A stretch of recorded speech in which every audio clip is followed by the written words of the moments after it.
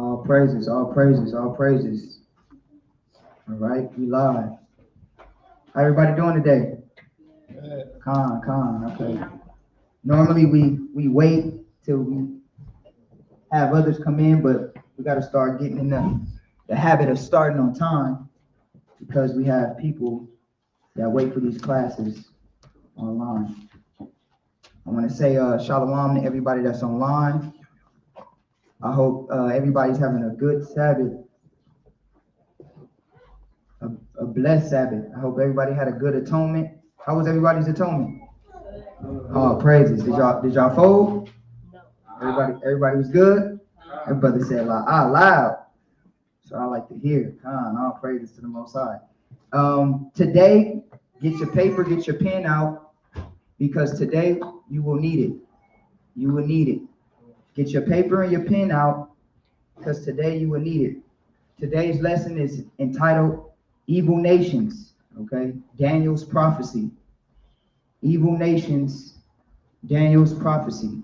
I'm going to try to move quickly, but at the same time, I'm going to try to give as much understanding as I can and articulate the best I can. So we hope the Most High is with us today so everybody can understand, okay? Let's get Proverbs 25 and 2. Let's get right into it because we got quite a bit to cover. We got a lot of precepts to cover today. So let's get Proverbs 25. Proverbs 25 again. Shalom to everybody that's online. Happy you guys could tune in. Proverbs chapter 25. When you got it live, read verse 2. Proverbs chapter 25, verse 2. Is it the glory of God to conceal a thing? It is the glory of God to conceal a thing. Read. But the honor of kings is to search out a matter. But the honor of kings is to search out a matter. All right. It is the glory of the Most High to conceal a thing, meaning the Most High hides things. He doesn't give it to you easily. And the glory of a king searches out the matter. So the Bible is a prophetic book. There's a lot of prophecies within the Holy Scripture. There's a lot of similitudes, as we call them, in the Holy Scriptures, right? And we're going to get into a little bit of meat today, but I think this is imperative to understand to get and grasp where we're at in the times that we're in, all right? Daniel was one of the greatest prophets to me, one of them, because there's many great prophets, but Daniel was one of those prophets that a bulk of prophecy and knowledge was given to him, okay? Daniel in the book of Revelations go hand in hand, all right? The beauty about the Bible is that the Bible wasn't written by one individual person. That's what makes the Bible so special. Daniel was not alive in John the Revelator's time, okay? A lot of prophets didn't know each other. Some prophets did know each other, but the book is so beautiful because it fits like a puzzle piece.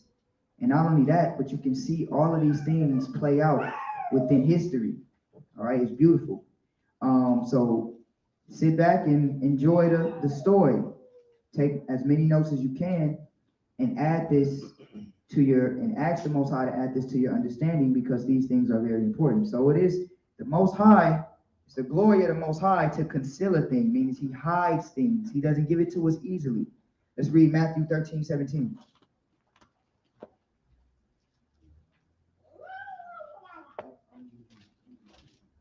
Matthew chapter 13, verse 17. Matthew chapter 13, verse 17. Uh-huh. For verily I say unto you, that many prophets and righteous men have desired to see those things which ye see, and have not seen them. There's a lot of prophets, great men that we read about. Jeremiah, Isaiah, all the prophets, Daniel. They desire to see what you see. You understand? They desire to see the things that you are able to understand. But they were not able to in their time because the prophecies that were given to them were not given to them to understand. These prophecies were given to you to understand. You understand? Read that one more time from the top. Matthew chapter 13, verse 17. Uh-huh. For verily I say unto you, that many prophets and righteous men read, have desired to see those things which ye see, uh-huh, and have not seen, and have not seen them, and to hear those things which ye hear and have not heard them. Many of these, that should make you feel a little bit special, because there's many prophets that desire to see the things and to hear the things that you're able to grasp and understand, but they were not able to see those things. The Most High gave them prophecy, but a lot of times they didn't know what they were writing. They didn't know what they were seeing in these visions. The Most High allowed us to see those things. Everybody that is in this class right now, everybody that is sitting down in this class right now, you are able to take part in the revelation, okay? Not just the book of Revelation, but just all the prophecies unfold. In particular, today we're dealing with Daniel. Let's get Mark 4 and 11. We're going to move a little fast today. Very concise, very straight to the point. Let's go ahead and read that. Mark chapter 4, verse 11. Mark chapter 4, verse 11. And he said unto them, unto you it is given to know the mystery of the kingdom of God. And a lot of people fight to try to understand these mysteries, right? Of the Bible. How many people you know read the Bible to try to understand it? We know a lot of people. Christians, Hebrew Israelites, Catholicism, scholars, just regular people. They desire, they want to know what's going on. They study the Bible. They might not even believe the Bible, but they want to study it to see what the parables is talking about. I kid you not. These words are magnificent when you really unravel what they're really saying, right? Watch this. I'm going to show you this. Yeah, he's good. He's good. Shalom, brother. Good brother. Calm. All right. Let's go ahead and read that one more time. Mark chapter 4, verse 11. Uh-huh. And he said unto them, to you it is given to know the mystery of the kingdom of God. But unto them that are without, all these things are done in parables. So what is that saying? A lot of people are not going to understand these words. These words, that's why so many people say, why is there so many different understandings when it comes to the Bible? Because these words are not meant for everybody to understand. God is not calling everybody, or else he wouldn't written the word in a confusing way. He wouldn't give dreams and visions in a way to where you had to unravel them. This word is not for everybody to understand. Okay? The Bible tells you that. This is the only book in the world. This is the only book in the world where you have multiple people reading it and trying to dissect different things from it. When you read Harry Potter, can you get two different things from it? When you read any other book, can you get two different things from it? This is the only book where you can read it and have 10 different breakdowns. That's done purposely. That's why when people say the Bible's just confusing, how is that book a book of God? Everybody getting different things from it. Exactly. That's how you know this is the word of God. Because God is not giving this to everybody. This knowledge is not given to everybody. So now, Daniel, who's read the book of Daniel before? Who's got a chance to read the whole book of Daniel before? Did you understand it? A little bit of it? Get it? Most of it? All of it? Most of it. I'm going to tell you the truth. It took me a while to understand it. Understand? I mean, especially when I was a Christian, I for sure didn't understand it. I mean, when I was a Christian, I thought these was actual beasts coming out the water. My God, gonna bring these beasts with 7 heads and 10 horns? We finished. That's not to say God doesn't have creatures, right? But this particular thing. Let's get into it. Let's get this. Let's go to Daniel chapter 2. We're gonna jump right into it. Daniel chapter 2. Now, one thing about Daniel's prophecies is that each prophecy from chapter 2 to chapter 7 to chapter 8, they're all talking about the same thing. The beautiful thing about his prophecies is that they're all talking about the same thing, but just different details of that same thing. So when you piece it together like a puzzle piece, you'll get the full totality of the story. This is a magnificent book. You cannot deny the facts of this book, right? The only book that has prophecy. Name me one other book that has prophecy. And don't tell me the Quran, because I've read the Quran. I don't want to hear a prophecy that people shall die in the future. That's not a prophecy. That is a fact. We all know that. The Bible tells you who's going to be in power, when they're going to be in power, where they're going to be in power, and how they're going to come into power. 2,000 years before it happens. From different authors saying the same thing. Now that's a book. That's an amazing book. There's no piece of literature on the face of this planet that can do that or has done that. You understand? Quite like this book. Let's read that. Daniel chapter 2, let's read verse 1. We're starting with our good old boy Nebuchadnezzar. Anybody know about him?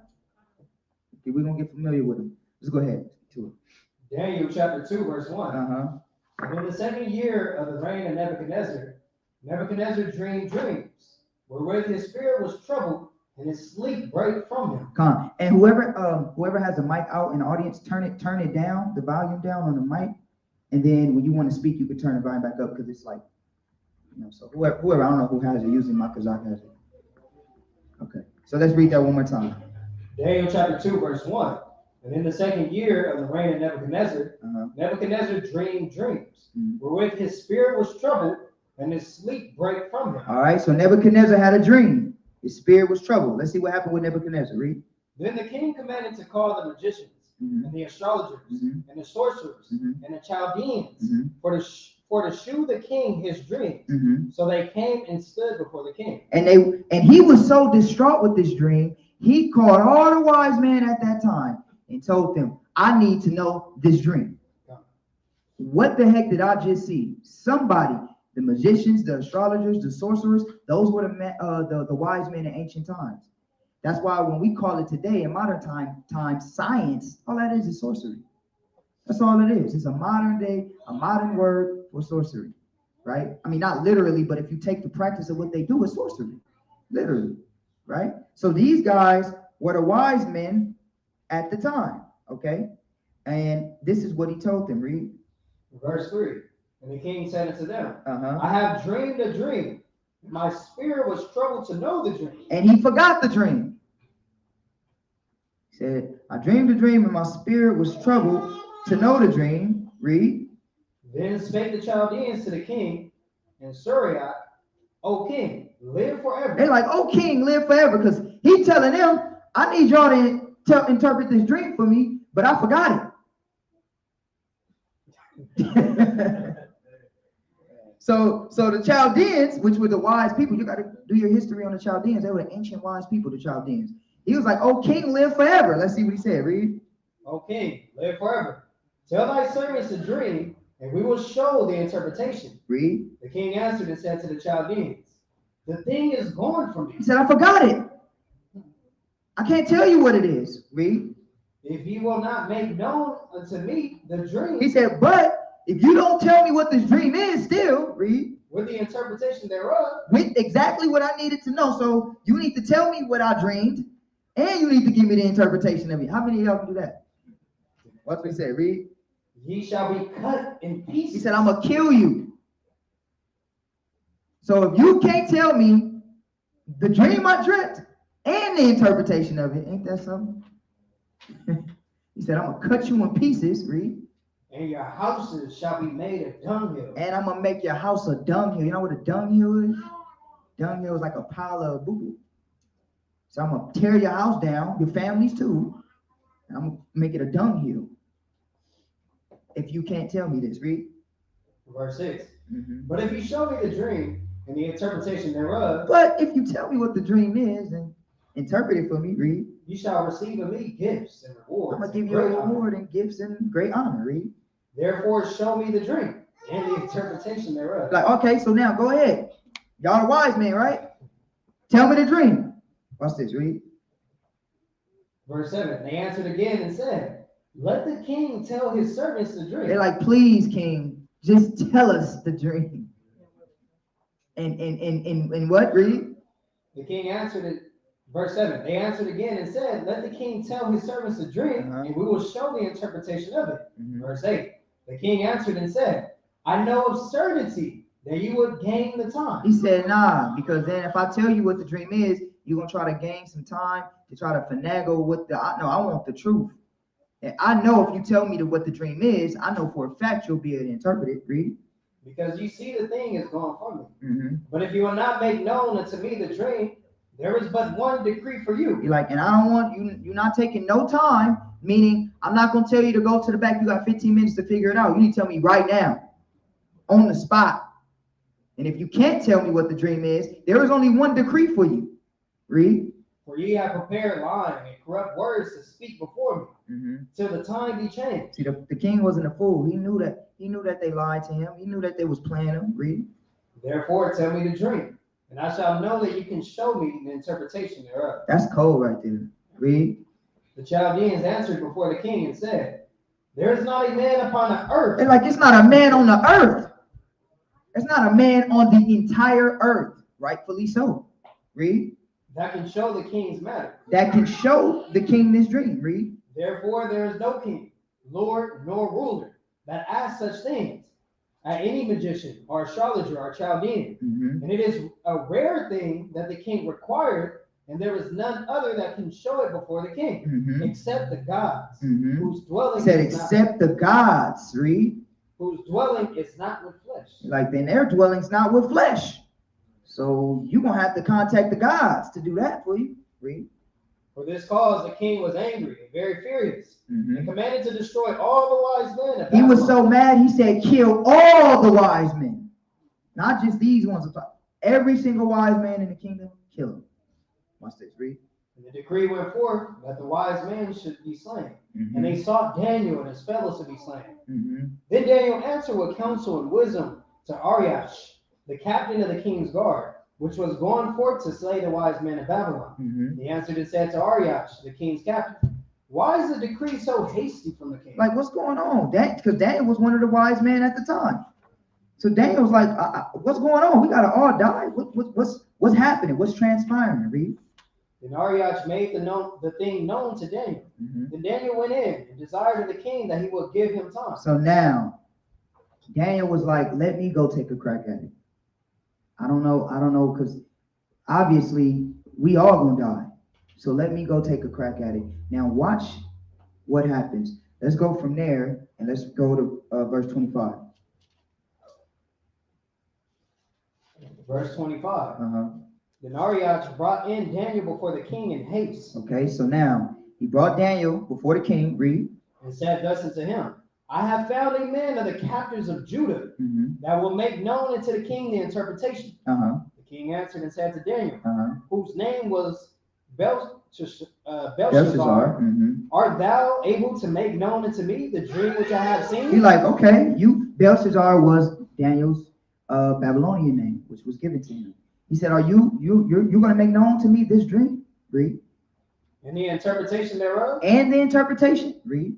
Daniel answered in the presence of the king and said, the secret thing which the king have demanded cannot the wise men, the astrologers, the magicians, the soothsayers show unto the king. But there is a God in heaven. He said, there's a God in heaven, though. See, Most High has always been magnificent, always been powerful. He said, look, no man can show you this, but there's a God in heaven. Read. That revealeth secrets. That revealeth secrets. What did we just read? The first three scriptures we read. The Most High conceals a thing. It is the glory of the Lord to conceal a thing. He wants you to search it out. You know why? Because it takes energy to search something out. It takes energy to try to find out a puzzle. You don't want to just give it to you because then you'll take it for granted. Search the scriptures and ask the Most High to give you wisdom, knowledge, and understanding, and see how you feel after that. The Lord feels good too because you search for it. Right? You become wise. Read. But there is a God in heaven that revealeth secrets. And make it known to the king Nebuchadnezzar what shall be in the latter days. Thy dream and the visions of thy head upon thy bed are these. So now, Most High gave him the wisdom to tell this dream. Read. As for thee, O king, thy thoughts came into thy mind upon thy bed. What should come to pass hereafter? And he that revealeth secrets, make it known to thee what shall come to pass. Now, this dream, okay, pay attention to this. This dream is something that shall come to pass. So this dream had not yet been fulfilled, but it is something that will come to pass. So this is in Babylon. This dream was interpreted in the 6th century BC. Okay, Babylon was in power 6th century BCE. All right, so this is when Daniel's interpreting this dream, and he's going to tell him that this dream is foreshadowing future events to come. Read. But as for me, this secret is not revealed to me for any wisdom. And Daniel's like, and look, I don't have any special wisdom. But there's a God in heaven that does. So I love the humility of Daniel. That's another thing. Sometimes the Most High hide things from us because he know if I show him this, he gonna think he did it. I show him this, he gonna get prideful. That's how men do. We get prideful. We think we the big bad. Man, the Most High God is the one that reveals things. Nobody is in here is special. The Most High God can reveal something to whoever he wants. And Daniel understood that. Read. This secret is not revealed to me for any wisdom, that I have more than any living. Right. But for their sakes I shall make known the interpretation to the king, that thou mightest know that the thoughts of thy heart. Verse 31. Thou, O king, sawest, and behold, a great image. So there was a great image. Read. This great image, whose brightness was excellent, stood before thee, and the form thereof was terrible. This great image stood before him, and the form of this image was terrible. Read. Anybody ever read this prophecy before? Okay, come on. We're gonna test knowledge in here, brothers. Read. This image's head was of fine gold. His breasts and his arms of silver. So his head was gold, his breasts and his arms was silver. Read. His belly and his thighs of brass. His belly and his thighs of brass. Read. His legs of iron. His legs of iron. Read. His feet, part of iron and part of clay. His feet was mixed of iron and clay. All right, read. Thou sawest that a stone was cut out without hands, which smote the image upon his feet that were of iron and clay, and break them to pieces. And there was a stone that hit the image on the foot and broke the image down, right? Read. Then was the iron, the clay, the brass, the silver, and the gold broken to pieces together. It became like the chaff of the summer threshing floors, and the wind carried them away, and no place was found for them. And the stone that smote the image became a great mountain and filled the whole earth. You see that? So the stone that hit the image became a great mountain, dashed the stone to pieces, and it became a great mountain. Now notice how, listen to the parable. There was a small stone that hit the foot. And then it became a great stone. All right, pay attention. Read. Verse 36. This is a dream, and we will tell the interpretation thereof before the king. Okay, so now we're going to get into the interpretation thereof. Okay, does anybody that's ever read this, do you know the interpretation of this particular dream? Okay, we're going to go through it. Don't worry about it. We're going to go through it.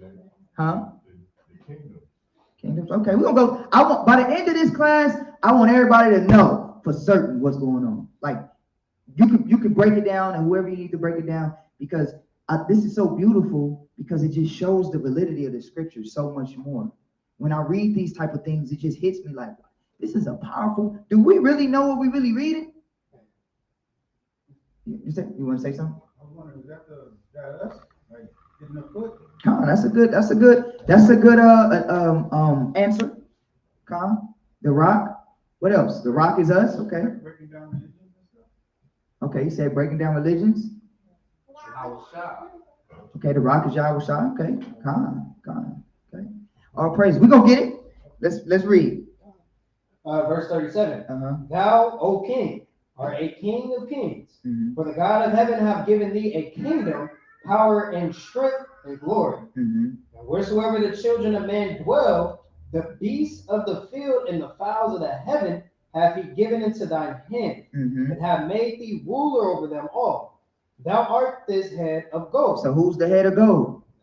Nebuchadnezzar. Nebuchadnezzar was the head of gold. Pay attention to this. It says, you are the head of gold. Read. Verse 39. And after thee shall arise another kingdom. Okay, so after this shall arise another kingdom. Read. Inferior to thee, and another third kingdom of brass, which shall bear. So who knows the next kingdom that came into power? It says another kingdom will rise, but it will be inferior to Nebuchadnezzar's kingdom. Greece, Persians, Medes. Persians, Medes. Khan. Okay, we're gonna see. Who said Greece? Makazak said, okay, Khan. Read. Verse 38 again. It says, after thee shall arise another kingdom inferior to thee, another third kingdom of brass. So then it's going to be another third kingdom of brass. Read. Which shall. So who thinks? Okay, so what about the third kingdom? Who's that third kingdom? Greece. Okay, you say the Greeks, third kingdom. So you say, okay, so it's interesting. So you say Persians and Medes. for the third kingdom, and he said, and Key, I guess you would agree with you, right? You say Persian Medes for the second kingdom, and then the Greeks for the third kingdom. Okay, come on, all praises. Read. Which shall bear rule over all the earth. Okay, bear rule over all the earth. Read. And the fourth kingdom. Okay, and the fourth kingdom. Read. Shall be strong as iron. So the fourth kingdom shall be strong as iron. Read. For as much as iron breaketh in pieces and subdueth all things, and as iron that breaketh all these, shall it break in pieces and bruise. So who's that iron? Wrong. Okay, con, okay. They say wrong. Now everybody knew it was wrong. They're like, it's getting it's getting deeper into the kingdom, so I know this one wrong. Con, okay. Now let's keep reading. Verse 41. I love Whereas thou sawest the feet and toes, it. part of potter's clay and part of iron, the kingdom shall be divided. Okay, so now this is another kingdom with clay. It says that it's one part should be clay and one part should be iron, and the kingdom shall be divided. Read. But there shall be in it of the strength of the iron. But even though this kingdom is divided, it's gonna be strength it's gonna be like iron. Read. For as much as thou sawest the iron mixed with murray clay. And it's gonna be mixed with murray clay. Read. And as the toes of the feet were part of iron. Part iron. Read. And part of clay. And part of clay. Read. So the kingdom shall be partly strong and partly broken. So this kingdom shall be partly strong and partly broken. Read. And whereas thou sawest iron mixed with murray clay, They shall mingle themselves with the seed of men. And in this nation, they're going to mingle themselves up with the seed of man. Read. But they shall not cleave one to another. But in this kingdom, they shall not cleave one to another. So what do we have? We have a kingdom that's part iron, but it's mixed with clay. When it says mingle themselves with the seed of man, it means they got all type of nations in their kingdom, and they don't get along, but the kingdom is strong. Read. Even as iron is not mixed. Some of y'all smiling, they already know what kingdom that is, huh? Read. Verse 44. That's why the scripture says the prophets, they long to see what you can see and understand. They didn't understand this. They're like, I don't know what. I understand I can tell you the dream and what's going on, but I don't quite understand it completely. You are able to understand this. Read. Verse 44. And in the days of these kings shall the God of heaven set up a kingdom which shall never be destroyed. Now afterwards, right? Somebody was right. He said, "This is what? That rock is who? Us, right? Okay. Come read. And the kingdom shall not be left to other people, but it shall break in pieces and consume all these kingdoms." All those kingdoms, that one kingdom is going to break and consume, right? And never be overthrown. Read. And it shall stand forever. For as much as thou sawest that the stone was cut out of the mountain without hands, and that it break in pieces the iron, the brass, the clay, the silver, and the gold, the great God hath made known to the king what shall come to pass hereafter. And the dream is certain, and the interpretation thereof sure. Now, so drum roll. First, the head of gold. Who was that? Nebuchadnezzar. They gave us that one. Okay. All right. The next kingdom, right? Which was that? Let me see. Which kingdom? That was the silver. Okay. The arms, right? Who was that? Persians and Medes. Persians and Medes. Absolutely. It was the Persians and Medes. Notice, peep the verbiage. It says the arm area was the Persians and Medes, right? The Persians and Medes was divided in how many kingdoms? 2. Persians and Medes. Okay, Persians and Medes. Who was that next kingdom? Greece. Greece was that next kingdom. Absolutely. Let me give you guys the dates. So Babylon, 605 BC to 539 BC. Okay. The breast and the arms of silver, Persians, the Persians and Medes, 539 BC, 331 BC to 331 BC. All right. Belly and the thigh of brass, that's Greece. All right. 331 BC all the way to 168 BC. And the legs, and the legs of iron is Rome. Absolutely, everybody knew Rome, right? 168 BC to 476 AD. Okay? And that the feet of iron and clay, right? What does this nation have in common with Rome? America is what? An extension of Rome. So that's where that clay comes from. But it's also a mingled nation, and a nation where its inhabitants don't get along. Interwar tribalism. All right, civil wars, the North and the South fighting. But it is of iron, because who can come against America at this time? We hear all the talk, and even brothers say, America, if you're China about to come, rush. Ain't nobody coming again. If that was so, they would have did it already. All right? Because who's supposed to take down America? China? Nope. No. Who did the prophecy say was supposed to take down this? Nope. The stone. The stone. Who is the stone? Russia?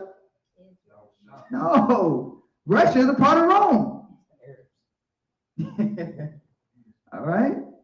So let's stick with the verbiage. So what do we have? So we have the Roman Empire. Now I want you guys to understand something. A part of this the last kingdom with the clay and with the iron, right? We have Rome, America being an extension of that, but I don't want everybody to forget the papacy. We forget about that one. We're gonna go into the scriptures. Remember what I told you. Everything that Daniel was seeing in each vision is saying the same thing, but just with a little bit more detail. So everybody got that? Who we dealing? What kingdoms we dealing with right now? What kingdoms are we dealing with right now? What kingdoms are we dealing with right now in this prophecy? Babylon, Persia, the Medes, Greece, Rome, and America. What do all of these kingdoms have in common? Because why couldn't this be China? Why couldn't this be Genghis Khan and all them other great empires? Like ain't there other nations that got great empires? They have Israel in captivity. That's what all these kingdoms have in common. Israel isn't subject to them. Absolutely. Babylon had Israel. The Persian Medes had Israel. The Greeks had Israel. Rome has Israel. America got Israel. And even if you think we're not the true Jews, which we are, they still got Israel. You understand? So who we dealing with? See, the Bible was cold when you really get down to it. So now, everybody get that prophecy? Very, very, very self-explanatory, right? Let's get some more details of it, though. This is the beautiful part. This is the part that I like. Let's go to Daniel chapter 7. Watch this. Daniel chapter 7, verse 1.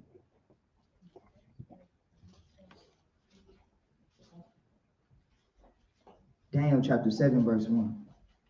Daniel chapter 7, verse 1. In the first year of Belshazzar, king of Babylon, Daniel had a dream and visions of his head upon his bed. So now Daniel has a dream. Read.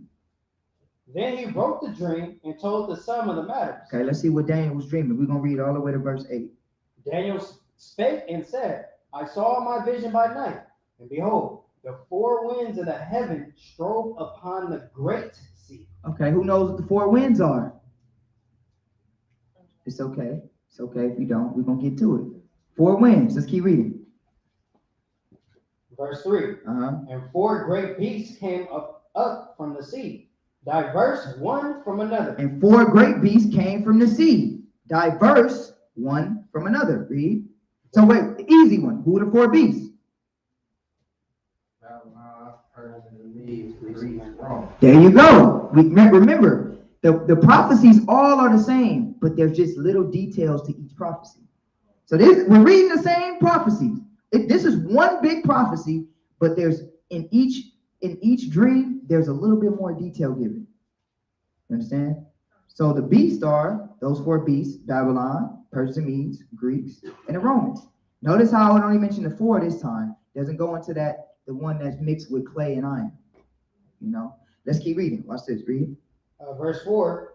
The first was like a lion, and had eagle wings. I beheld till the wings thereof were plucked, and it was lifted up from the earth, and made stand upon the feet as a man, and a man's heart was given to it. Okay, so this is the first beast. Read.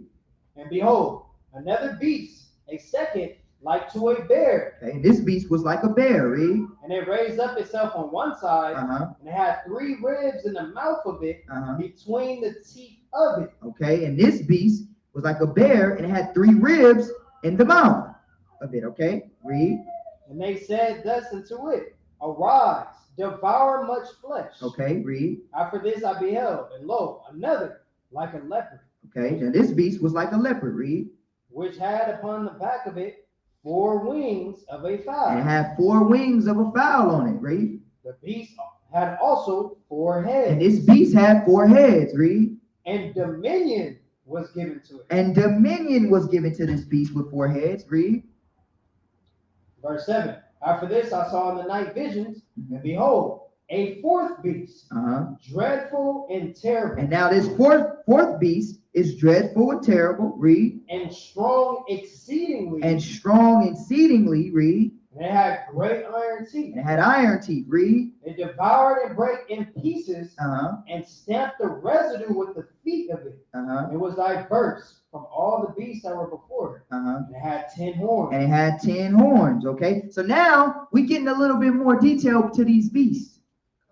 Getting a little bit more detail. They added horns and wings, and now it's not as simple as a head of brass or arms of brass. Now it's like, okay, you got wings and all type of stuff going on. What is going on? Read. Verse 8. Verse 8. I considered the horns, and behold, there came up among them another little horn. Okay, and now out of these 10 horns came up among them another little horn. Read. Before whom there were 3 of the first horns plucked up by the roots. And behold, in this horn were eyes like the eyes of a man, and a mouth speaking. So what from this horn, a little horn comes up, takes out 3 of the other horns, and now he's coming up and he speaks like a man, eyes of a man, right? Read. Verse 9, I beheld, so all the thrones were cast down. Okay, so that's it. That's all I want from them. So now, it's a little bit more detail, right? A little bit more detail. Let's get into it. Let's see what this is. First, we want to understand the symbolism of the scriptures. Okay, once we understand the symbolism of the scriptures, you can break it down, and it's quite simple to understand. And you can see the magnificent glory of this story, right? That's unfolding before your eyes. All of this is unfolding before your eyes. Let's go to Daniel 7 and 17. So let's understand what the beasts are. What do the beasts represent? 7:17. And then we're going to read Daniel 7, verse 17, and Daniel 7, verse 23. What do they represent? Let's get the precepts.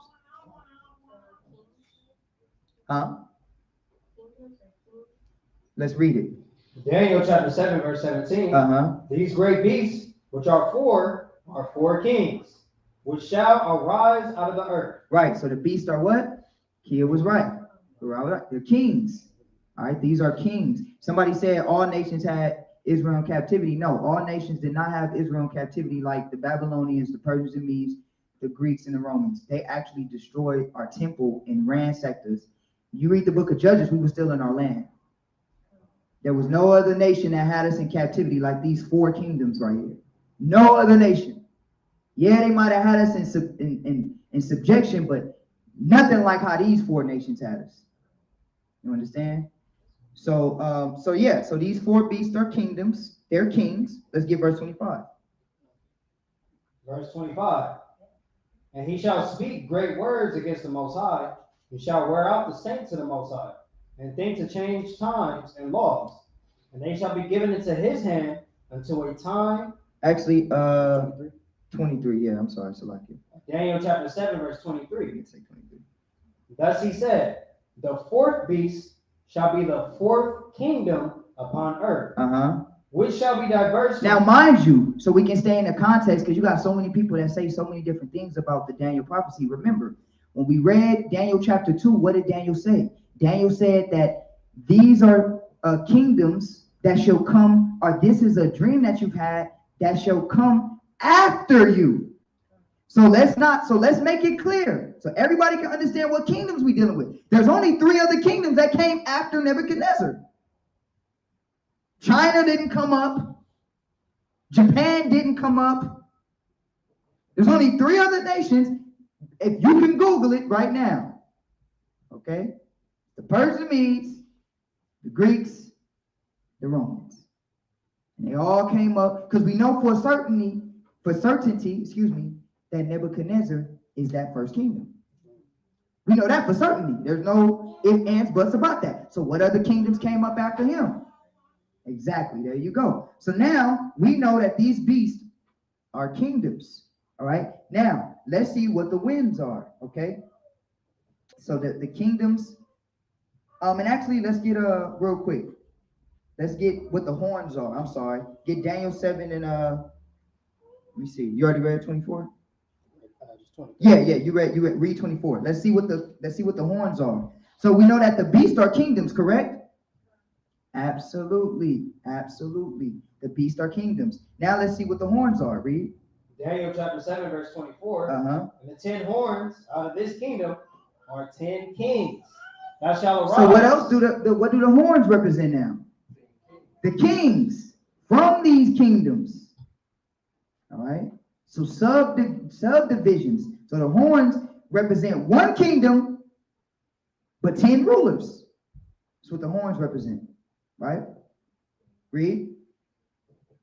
And the 10 horns out of these kingdoms, out of this kingdom, are 10 kings that shall arise, and another shall rise after them, and he shall be diverse from the first. So let's go from there. Now let's go to Daniel 8 and 21. Let's get one more precept on what the horns are. Is it a real beast coming out, rawr, and had the horns? No, it's not. Okay. The beast is kingdoms. The horns are political powers, right? Different political leaders. All right, let's see that. Read. Daniel chapter 8, verse 21. And the rough goat is the king of Grecia. And the great horn that is between his eyes is the first king. You see that? So you see what the horns are, right? What are the horns? Kings. Absolutely. And you can read 21 and 22 on your own time. Okay, so what does the beast represent? Kingdoms. What do the horns represent? Kings. Okay, now we getting it. Now we breaking it down. So now you're gonna read it, you understand. You're like, okay, wings, kings, horns. Oh, I know. You understand? Let's go from there. Let's get what are the winds? What are the 4 winds? Let's get Jeremiah 49 and 35. See what the winds are.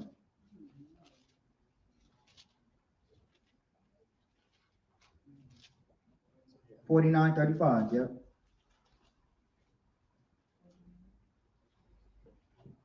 Jeremiah chapter 49, verse 35. Thus saith the Lord of hosts, behold, I will break the bow of Elam, the chief of their might. Anybody know where Elam is? Nope, Iran. Okay. That's in the provinces we know as Iran today. Read. And upon Elam will I bring the 4 winds from the 4 quarters of heaven, and will scatter them toward all those winds, and there shall be no nation whither the outcasts of Elam shall not come. So this is a prophecy of destroying the inhabitants of Elam at the time, modern day Iran and Iraq in that region, right? It said the 4 winds. The 4 winds are war. Okay? 4 winds is war. It's going to use the 4 winds to scatter them, meaning that the political powers to be will take them down. So when you see the 4 winds and dealing with the beast, what is it dealing with? It's dealing with war, dealing with fighting. It's dealing with people going to battle against each other. Okay, let's keep reading. Watch this. Read. Verse 37. For I will cause Elam to be dismayed before their enemies. You see that? How is he? What do the winds represent? Elam's enemies. And what is his enemies doing against Elam? Going against war. So when he said, I will use the winds to scatter Elam, what is he saying? I'm going to use war to do what? Take Elam out. So when we read it in Daniel, what do these winds represent? War. War. Watch this. Keep reading. For I will cause Elam to be dismayed before their enemies, Uh-huh. and before them that seek their life. Uh-huh. And I will bring evil upon them, even my fierce So that's anger. it. That's it. So now, what are the winds? War. Absolutely. Absolutely. All right. And at this time, that would be like the Neo-Assyrian Empire at the time. Okay. During that time, the region is Iran. The empire is a Neo-Assyrian Empire during that time. We're dealing with that prophecy. Okay. Let's go from there. Let's go to Revelation. So what is the sea of the multitude of the people? Let's read Revelation 17:1. I already told y'all what it is. I didn't mean to say it, but I said it anyway. But what does the sea represent? Let's see what it represents. Revelation chapter 17, verse 1. Mm-hmm. And there came one of the seven angels which had the seven vials, and talked with me, saying to me, Come hither, I will show unto thee the judgment of the great whore. Remember what I told y'all? Revelations and Daniel go hand in hand. The great whore that does what? The great whore that sitteth upon many waters. Many waters. What are those many waters that the great whore is sitting upon? People. Many nations. The great whore. Right? So when you see the sea of the multitudes of the people, right? We're going to go back and we're going to read it and we're going to break it down. The sea is actually dealing with people. Right? Let's go to verse 15 real quick. In that same chapter. Revelation chapter 17, verse 15. Mm-hmm. And he said to me, The waters which thou sawest, where the whore sitteth, are peoples and multitudes and nations and tongues. So what's the water represent? People. Absolutely. So now let's go back to the scripture now. Let's go back to Daniel 7:1 and let's read it again. We're gonna get a little bit more detail with these nations, these evil nations. We're gonna get a little bit more detail about them. Each prophecy adds a little bit more detail than the previous one. Let's get this. 7:1 again. Read it again. Daniel chapter 7, verse 1. In the first year of Belshazzar, king of Babylon, Daniel had a dream and visions of his head upon his bed. And there he wrote the dream and told the sum of the matters. Daniel spake and said, I saw my vision by night, and behold, the four winds. What are those four winds? War. And specifically, why did it say four winds? Because all these kingdoms is fighting. The Persian Medes took out Babylon. The Greeks took out the Persians and Medes. The Romans took out the Greeks. See that? So it's four winds because it's war. And each of these four beasts carry war with them. So what does the wind represent? War. Read. The four winds of the heaven strove upon. And what did the beast represent? Nations. We know that. Read. The four winds of the heaven strove upon the great sea. Mm-hmm. And the four winds, they strove upon the what? The great sea. Meaning what? They conquered many people. Each of these nations conquered many people. See, that's why they don't teach you this, because I'm going to show you why they took out the Apocrypha too in this lesson. The white man is crafty. He said, I got to hide my history. We was taught that the Greeks was great. Alexander the Great. Wasn't we taught that in school? That's not what the Bible say he was. I'll show y'all something today. All right? So keep reading. Verse 3. And four great beasts came up from the sea, diverse one from another. Mm-hmm. The first was like a lion and had eagle wings. So the first was like a lion and had eagle wings. Eagle wings, excuse me. What do you use wings to fly? You use wings to fly, right? Right? And the wings are used, what? For the wind, and they glide, right? So what is it saying? The wings, what is going on? Let's get Daniel chapter 1, verse 1. I'm going to show y'all what this beast and this lion is. First of all, does anybody know what this first beast is?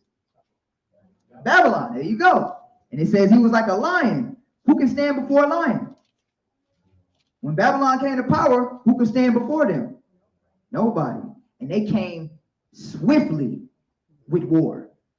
That's what the wings represent. Watch this. Let's read that. 1 and 5. 1 and 1. We're gonna read 1 through 5. Chapter 1. Ezekiel chapter 1, verse 1. Uh-huh. Now it came to pass Mm-hmm. in the 13th year in the 4th month, in the 5th day of the month. Is that Daniel? Oh, 1:1? you said Daniel? Yeah, Daniel 1:1. Ezekiel. My bad. I think I did say Ezekiel. Salakia. They're right next to each other. Yeah, my bad. Daniel 1:1. Let's see this lion with wings on it. Daniel chapter 1, verse 1. Uh-huh. In the 3rd year of the reign of Jehoiakim. Jehoiakim, king of what? King of Judah, came Nebuchadnezzar, king of Babylon, into Jerusalem, and besieged it. And he took Jerusalem out. Jehoiakim was a king. Babylon came 6th century BCE. Took him out. And what happened? Read. And the Lord gave Jehoiakim, king of Judah, into his hand, with part of the vessels of the house of God, which he carried into the land of Shinar, to the house of his God. And he brought the vessels into the treasure house of his God. And the king spake unto Ashpenaz, the master of his eunuchs, that he should bring certain of the children of Israel, and of the king's speed, and of the princes, children in whom was no blemish, but well favored, and skillful in all wisdom, cunning and knowledge, and understanding science, and such as had ability in them to stand in the king's palace. So the king came through, conquered them, took them down fast, took them out. Jerusalem had no chance. Took them out, took them to his nation. All right, read. And whom they might teach the learning and the tongue of the Chaldeans. And they taught them their tongue and their learning. Read. And the king appointed them a daily provision of the king's meat, and of the wine which he drank, so nourishing them 3 years, that at the end thereof they might stand before the king. So this first beast was like a lion, came through quickly, destroyed it. Jerusalem had no chance. So right, took them to, this was the first, we got conquered. This was the first of the beasts, conquered us, right? Now let's go back to Daniel chapter 7. So who was this first beast? Babylon. What did the wings represent? Conquering speed. Conquering speed. What did the winds represent? War. Absolutely. The lion. Why was it compared to a lion? Fierce. Who can stand before a lion? All right. No one. All right. So now let's read that again. Daniel chapter 7, verse 4. The first was like a lion, and he had eagle's wings. Conquering speed. Read. I beheld till the wings thereof were plucked, and it was lifted up from the earth, and made stand upon the feet as a man, and a man's heart was given to it. Now, Babylon's kingdom got weaker and weaker at a period of time. This is why the Persians and Medes were able to take them out. But Babylon was still strong enough to where the Persians and Medes had to work together. The Persians and Medes got a truce. It was like, man, listen. Right now, they still strong, but they a little docile right now. They ain't that conquering speed. They kind of, you know how the king get fat, get lit. Like, all right, Persians and Medes came together. They made a pact. Then that's when we're gonna keep reading. Let's see what happened. Read. Verse 4. The first was like a lion and had eagle's wings. I beheld till the wings thereof were plucked, and it was lifted up. Read verse 5. Let's get to the point. Verse 5. And behold, another beast, a second like to a bear, and it raised up itself on one side. Now it says the second was like a bear. What does a bear have in common with a lion? It's a fierce animal. But it says the bear on one side was rising up. What does that mean? Persians. Yes, there you go. The Medes were not quite as strong as the Persians. The Persians was ruling. I like that. That brother said, I know that one. All right, let's read it again. Read. Verse 5. And behold, another beast, a second, like to a bear, and it raised up itself on one side, and it had 3 ribs in the mouth. What are these 3 ribs in its mouth? Y'all got to go back and read this history. I love the history. What do the 3 ribs represent? 3 nations. Okay. Because 3 nations. Okay. I'm going to tell you these 3 nations. Y'all look it up. The Persians and Medes took out the Egyptians. It was Lydia and Babylon. Okay, those were the 3 nations. Go back, verify that history if you want. Those were the 3 nations that they took down. Okay, and this is a historical fact. All right, Lydia, Egypt, and Babylon. Get Daniel 9:1. This is world history right here. That little world history in y'all class, throw that away. This is real. This is world history. You just got to unlock the prophecy, right? Let's read this. Daniel 9:1. Daniel chapter 9, verse 1. In the first year of Darius, the son of Ahasuerus, of the seed of the Medes. There you go. There go the Medes, right? Read. Which was made king over the realm of the Chaldeans. He was made king over the realm of the Chaldeans. Chaldea or Chaldeans. What's another word for the Chaldeans? Babylon. Persians and Medes came and they what? Took them out. He taking them down. Mind you, every one of these nations was wicked. Right? Every one of these nations was wicked. But as the nations go on, the Persians and Medes, I gotta say, out of all of them, was the nicest to us. After the Persians and Medes, it was a wrap. Nations got wickeder and wickeder because there's one man that ruled from then on. All right, we're gonna see who that is. Let's go there. Everybody following? Everybody get it? I'm trying to make it as simple and easy to understand. Let's get Daniel chapter 10, verse 1. Let he who have an ear, let them what? There you go. Daniel chapter 10, verse 1. Daniel chapter 10, verse 1. In the third year of Cyrus, king of Persia. There you go, king of Persia. Read. A thing was revealed unto Daniel, whose name was called Belshazzar. See that? Daniel was in the Babylonian captivity and in the Persian and Mede captivity. He was in, he was like, oh Lord, we getting taken over again by who? And the Most High was letting Daniel see all of this. He said, look at what's going on. Your vision is coming to pass. But as the vision gets on and on, Daniel's gonna get more and more confused. All right, so the Persian Medes came into power. Write down 11:1. Daniel 11:1 is just showing you that the Persian Medes took over. Okay, then let's go back to Daniel chapter 7. Watch this, guys. I love it because the more detail is given in each prophecy is going to relate more and more to our time. Then you're going to be like, wow, that's amazing, right? Watch this, Daniel chapter 7. Well, at least I say, wow, that's amazing. I don't know how y'all feel, but to me, it's crazy. Let's get crazy in a good way. Daniel chapter 7, let's read where we left off. Daniel chapter 7, verse 5. And behold, another beast, a second like to a bear. Okay, we know who that is already. All right, let's read verse 6. Verse 6. After this I beheld, and lo, another like a leopard. Now it's another beast, like a leopard, right? Read. Which had upon the back of it 4 wings of a fowl. Now this leopard had 4 wings. Now, what do these wings represent? These 4 wings. 4 what? Oh, I like that brother. That brother, no, like he said, I like how he said it too. 4 generals. Let me ask you a question. Who are the generals? Alexander the Great generals. Okay, come on, give him a hand clap. Give that brother a hand clap, man. That brother know by the end of the day, he's going to be able to break it down. All praises. He know that's what's up.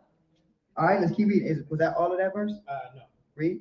Daniel chapter 7, verse 6. After this I beheld, and lo, another, like a leopard, which had upon the back of it 4 wings of a fowl. The beast had also 4 heads, and dominion was given to it. Now, have 4 heads. 4 wings and 4 heads, meaning 4 commanding generals. Huh? Where can we get this history from to prove what's going on? Here, you put your hand down. Go ahead. Okay, go ahead.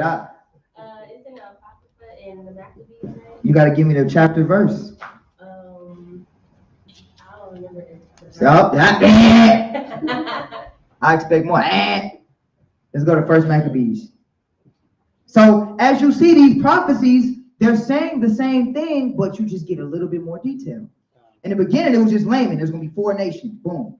Now we're getting more detail as we continue to go on and breaking down the different prophecies. Now we're actually getting into generals and things of that nature.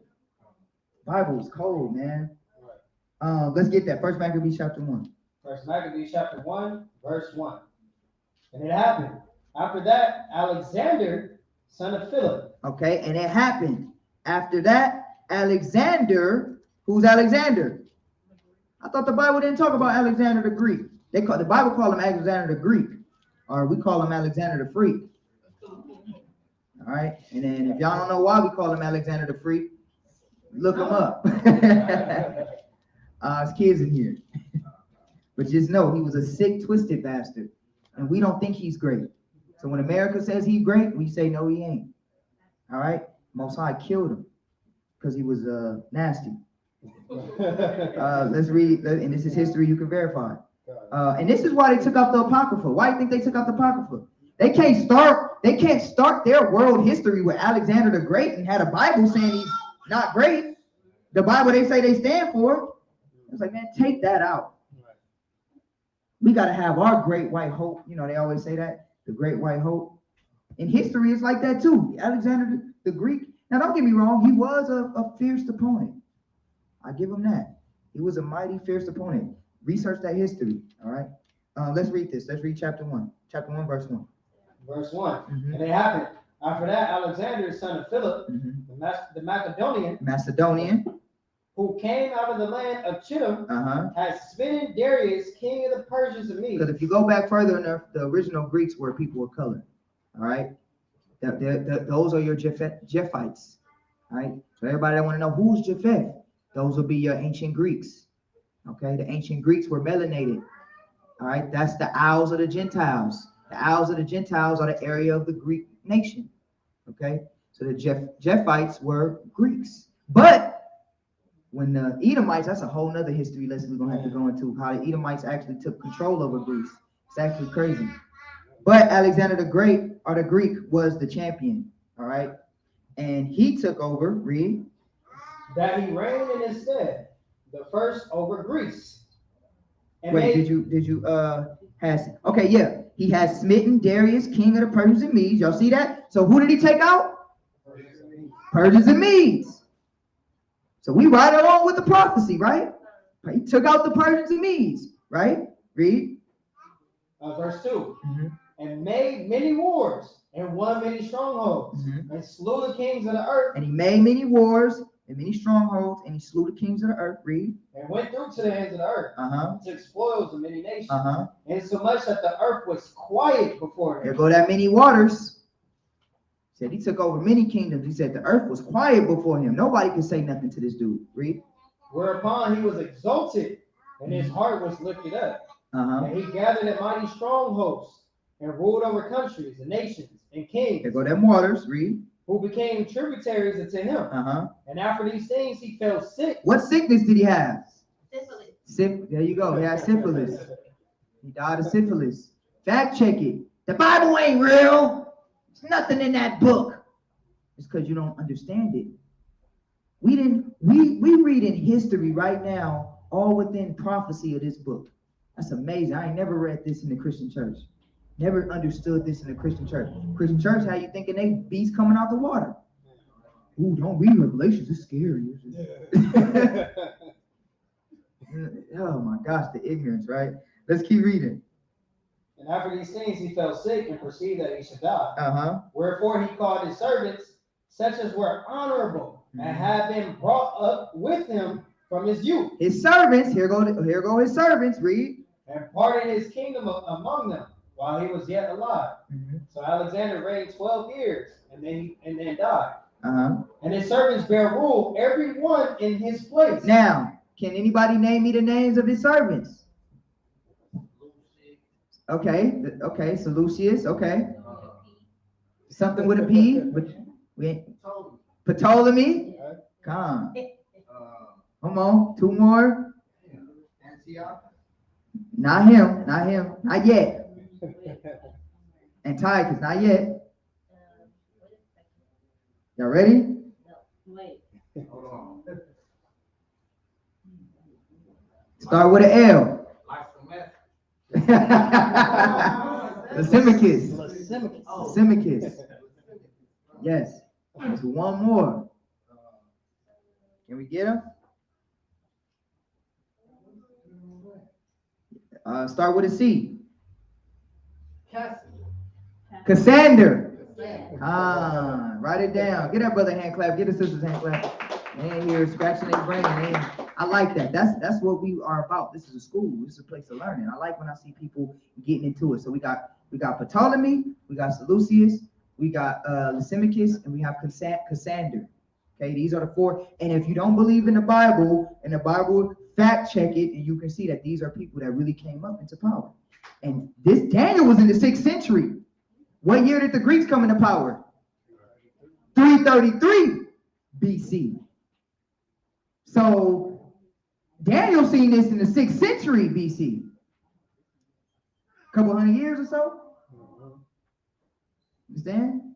So this was 300 years. 6th century to y'all do the math. 333, y'all do the math, but it's a couple hundred, something like that. Years. It means that this had to play out over time. You understand? Now, let's go from there. All right. Let's go back to Daniel. Did y'all write that down? Huh? You could read Maccabees. You can read all through Maccabees and just go through the history. Ptolemy is talked about in verse 18. You can read it on your own time. For the sake of time, read First Maccabees, chapter 1, chapter 2, and research the history, and you'll get all of that. All right. Let's go back to Daniel. Let's go back to Daniel. Trying to move on to the next one. Huh? Yeah, start at verse 7. Yeah, Daniel chapter 7, verse 7. After this I saw in the night visions, and behold, a fourth beast. All right, so now, who was that first beast? Babylon. Who was the second beast? Who was the third beast? Now this fourth beast. There you go. Let's read.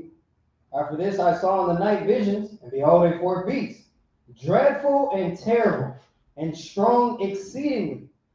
And it had great iron teeth. It devoured and brake in pieces. Now, what was something like iron, right? What was something special about the Roman Empire? They had army, okay. What kind of material did they use their weaponry? Iron. They used iron. That's why they were so strong. Nobody could come up against them. It was like nothing they never seen before. They was using iron. It's just ironic that this is an iron, right? Iron beast, right? And that's how their warfare was, all right? Keep reading. It devoured and brake in pieces, and stamped the residue with the feet of it, and it was diverse from all the beasts that were before it. And it had 10 horns. And it was diverse from all the beasts that stood before it. It had 10 horns. Now, one thing that was different about the Roman Empire is the Roman Empire, they didn't have one ruler. It had many different Caesars. Actually, Rome was actually weakened within itself, right? Caesars fighting against Caesars. You understand? So there were many different people that had power in the Roman Empire. Okay, this is what ultimately, and greed also led to the downfall of Rome too. Okay, they were greedy. All right, y'all can look at just look up the history. Y'all can see what happened, right? So it says it has 10 horns. Okay, read. I considered the horns, and behold, there came up among them another little horn, before whom there were 3 of the first horns. Now, I got a question for you. What does this beast have in common with the beast in Revelations? Think about it. You know about the beast in chapter 12, Revelations? 10 horns. 10 horns. Now, I'm going to show y'all something, right? Because at the fall of the Roman Empire, all right, and I'm gonna have to pronounce these. Y'all forgive me for the pronunciation. At the fall of the Roman Empire, right, you can research this history. The Roman Empire, they divided their kingdom, or they came with a treaty, right, are known as the European Economic Communities. Do your research on this. The end of the fall of the Roman Empire, these entities came up, and these entities were, and I'm gonna read them, and a lot of brothers should know this, is England, Germany, I think it's Heruli, all right, the Vandals, the Ostrogoths, the Visigoths, right, which is Spain, okay, the Visigoths, which is Spain. Then you got Portugal. All right. Then you got Italy. Then you got Switzerland. Then you got France, right? And they had different names going in times. Like you got the name Franks, which goes into the name French. There's a lot of history with that. But just know they broke up into 10 divisions. The EEC, the European Economic Communities.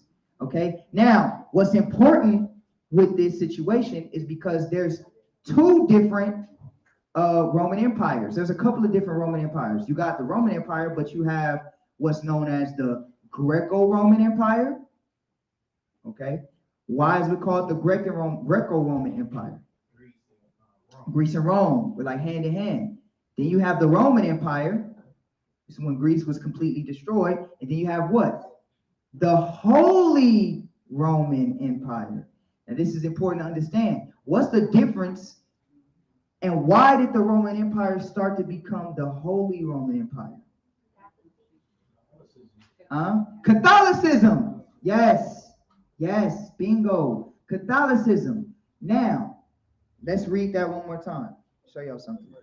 Yes. Now, because, and the reason why the beast in Revelations and the beast in this last beast in Daniel, the reason why they have this in common is because they're the same nation.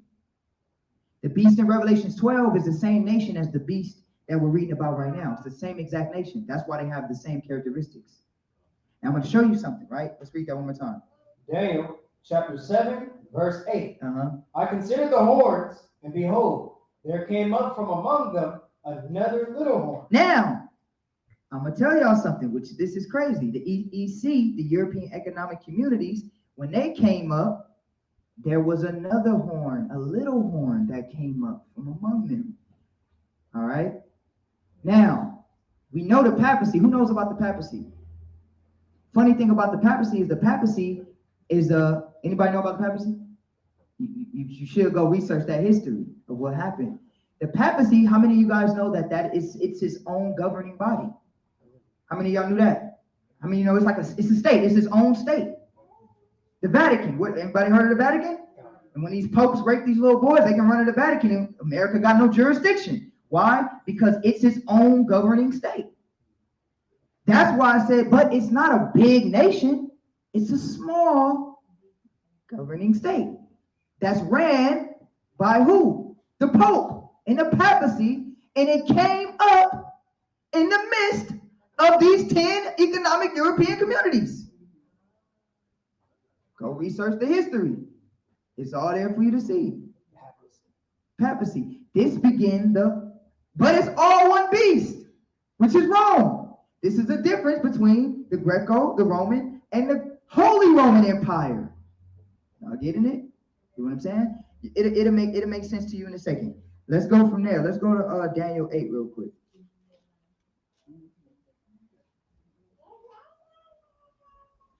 I don't want to move too quick. We're gonna get it. We're gonna touch on that in a minute. Let's get Daniel chapter 8, verse 1. Daniel chapter 8, verse 1. In the third year of the reign of King Belshazzar, a vision appeared unto him, even unto me, Daniel, after that which appeared unto me at the first. And I saw. So we're going to get a little bit more detail. Remember what I said? It's the same scenario, just a little bit more detail. Because now we're getting people involved in this now as the visions progress. Can you read it? Verse 2. And I saw in a vision, and it came to pass, when I saw that I was at Shushan in the palace, which is in the province of Elam. And I saw in a vision, and I was by the river of Ulah. So he was still in Babylon at this time. Read. Then I lifted up my eyes and saw, and behold, there stood before the river a ram which had two horns. Now, what does that water represent? What does the river represent? People. Now it says it's a ram with two horns. Read. And the two horns were high, but one was higher than the other. It says a ram with two horns, right? Who is this ram with two horns? Well, how did you know that? Because one was higher than the other. Absolutely. Yes, read. There you go. Like that. Like that. I was waiting for somebody to say Babylon. Go ahead, read. We got two horns. And notice the two horns. It's two horns. Meaning this nation was two different kingdoms. Right, read. But one was higher than the other, and the higher came up last. I saw the ram pushing westward and northward and southward, Mm-hmm. so that no beast might stand before him. Mm-hmm. Neither was there any that could deliver out of his hand, but he did according to his will, Mm-hmm. and became great. Read. And as I was considering, behold, an he-goat came from the west on the face of the whole earth, and touched not the ground. And the goat had a notable horn between his eyes. Now, this is a goat. Who is this goat? Greece. Greece. Okay, it's Greece. Now, I want you to pay attention to something. It says, and this goat, right, had a notable horn between his eyes. Read. What do the horns represent? Kings. Read. Verse 6, and he came to the ram that had two horns, which I had seen standing before the river, and ran into him in the fury of his power. Mm-hmm. And I saw him come close into the ram, and he was moved with shoulder against him, Mm-hmm. and smote the ram, and brake his two horns. Mm-hmm. And there was no power in the ram to stand before him, Mm-hmm. but he cast him down to the ground and stamped upon him, Mm-hmm. and there was none that could deliver the ram out of his hand. The Greeks now, it says that one notable horn. Who is that one notable horn? Alexander. There you go. Okay, read. Therefore, the he-goat waxed very great, and when he was strong, the great horn was broken. But the horn was broken. Why was that great horn broken? Because he died. There you go. Read. I like this. Read. And for it came up four notable ones toward the Who are these four notable ones that came up? generals. Generals. What's the names? Ptolemy, Lysimachus. Y'all sound like Shalom Shin, Cassander. All right, let's say it together. Cassander, Ptolemy, Seleucus. Who was the last one?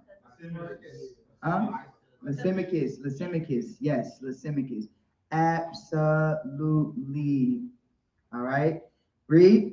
And for it came up four notable ones toward the four winds of heaven. Uh-huh. And out of one of them came forth a little horn. But it came up. Now we get, you see how we get more detail in each vision?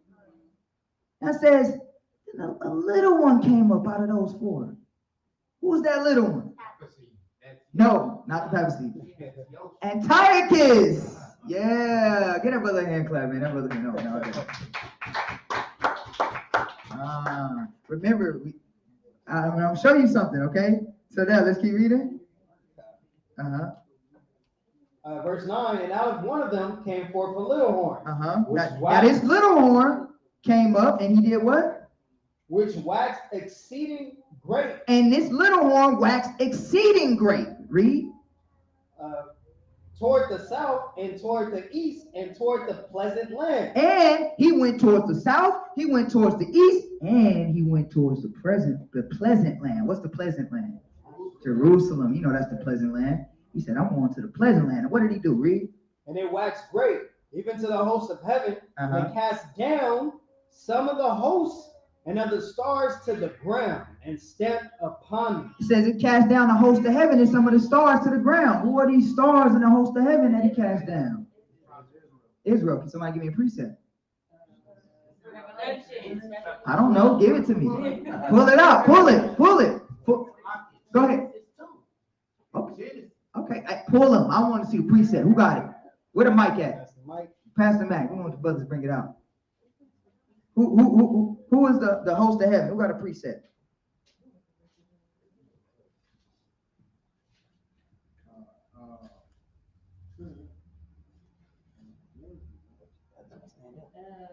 Go ahead, brother.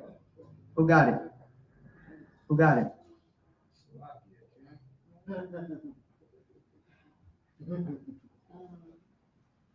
Who got it? 12, Revelations 12. Give me the verse. Who got the verse? She said it's a whole. That don't count. The whole little thing don't count. Go ahead. Let us see what she got. What you got? I like this when people racing trying to get it. Go ahead. Who got it? Do do do do do do do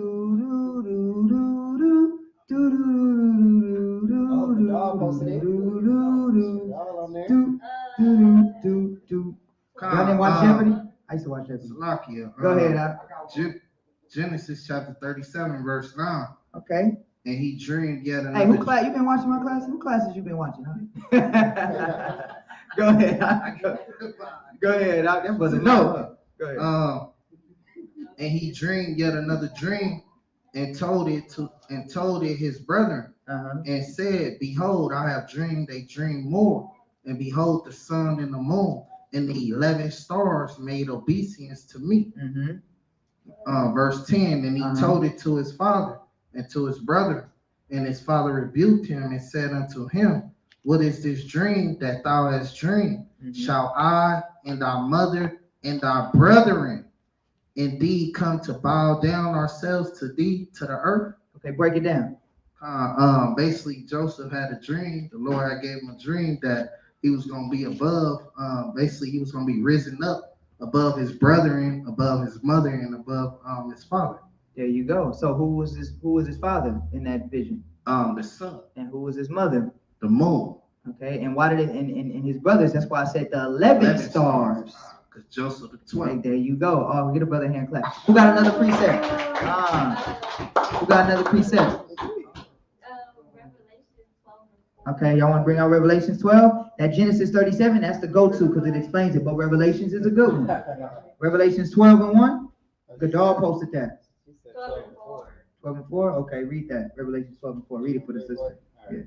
Revelations chapter 12, verse 4. Now notice how I told you that this beast is the same beast, right? The same exact beast as that beast that we read in Daniel chapter 7. Okay? Read. And his tail drew the third part of the stars of heaven, and did cast them to the earth. And the dragon stood before the woman, which was ready to be. So read a little up. Read verse 1. Verse 1. Yeah. Revelation chapter 12, verse 1. And there appeared a great wonder in heaven, a woman clothed with the sun and the moon under her feet. A woman clothed with the sun and the moon under her feet. Who is this woman clothed with the sun and the moon under her feet? Can it got a precept? Jeremiah chapter 6, verse 2. There you go. That brother been studying, man. Pull it for him. Pull Jeremiah chapter 6, verse 2. Jeremiah chapter 6, verse 2. That brother been studying, man. Jeremiah chapter 6, verse 2. I have likened the daughter of Zion to a comely and delicate woman. All right, so the nation of Israel as a whole is a delicate, comely woman. So when you read in Revelation chapter 12, it says what? A woman that had the sun and the moon. Who's the sun and the moon? We just read it in Genesis. No, not Israel. Jacob and the mother, which is Israel, but it's Jacob and the mother, our patriarchy, okay? Then you have, go back to Revelations now. Yep. Notice how this is all sinking like a beautiful story, but each of these books is written by different individuals. See that? That's the beautiful thing about this book. Read. Revelation chapter 12, verse 1. And there appeared a great wonder in heaven, a woman clothed with the sun and the moon under her feet, and upon her head a crown of 12 stars. A crown of 12 stars. Why you see 12 there and 11 in Genesis? Because Joseph was reckoned, right? He was talking about Joseph. Everybody got that? So now let's go back to Daniel chapter 8. Everybody following? All right, come. Daniel chapter 8.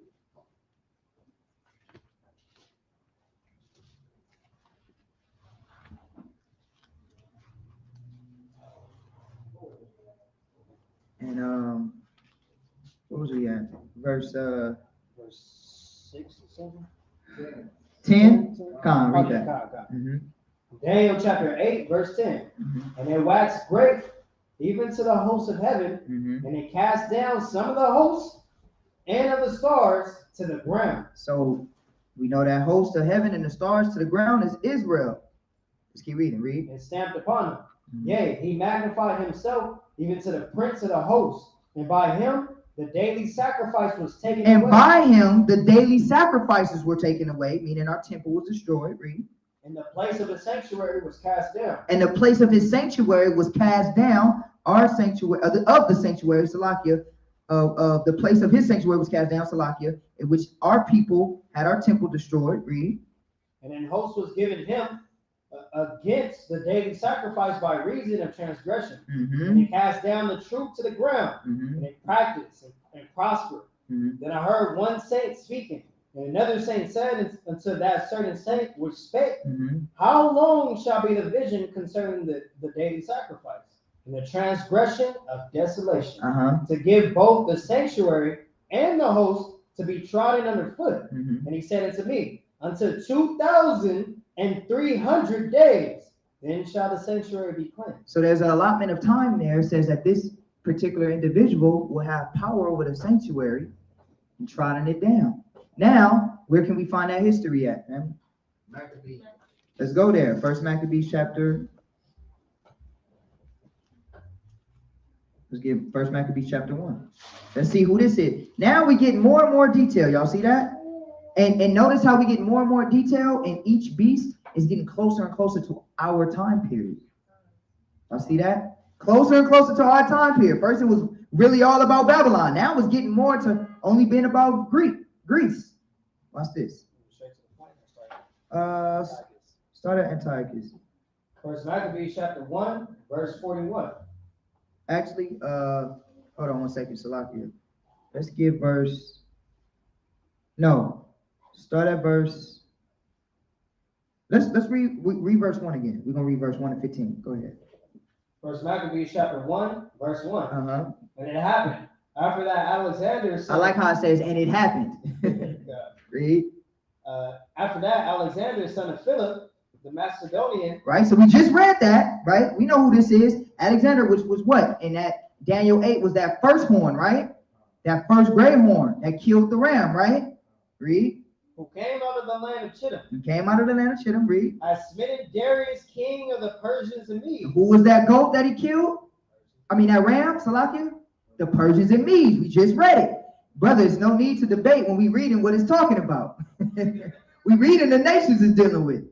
So he just killed the ram, right? Which was the Persians and Medes. Read. That he reigned in his stead. Uh-huh. First over Greece. Uh-huh. And made many wars and won many strongholds. And notice how it says he reigned in his stead the first over Greece. So of his nation of people, he was the first to rule over Greece.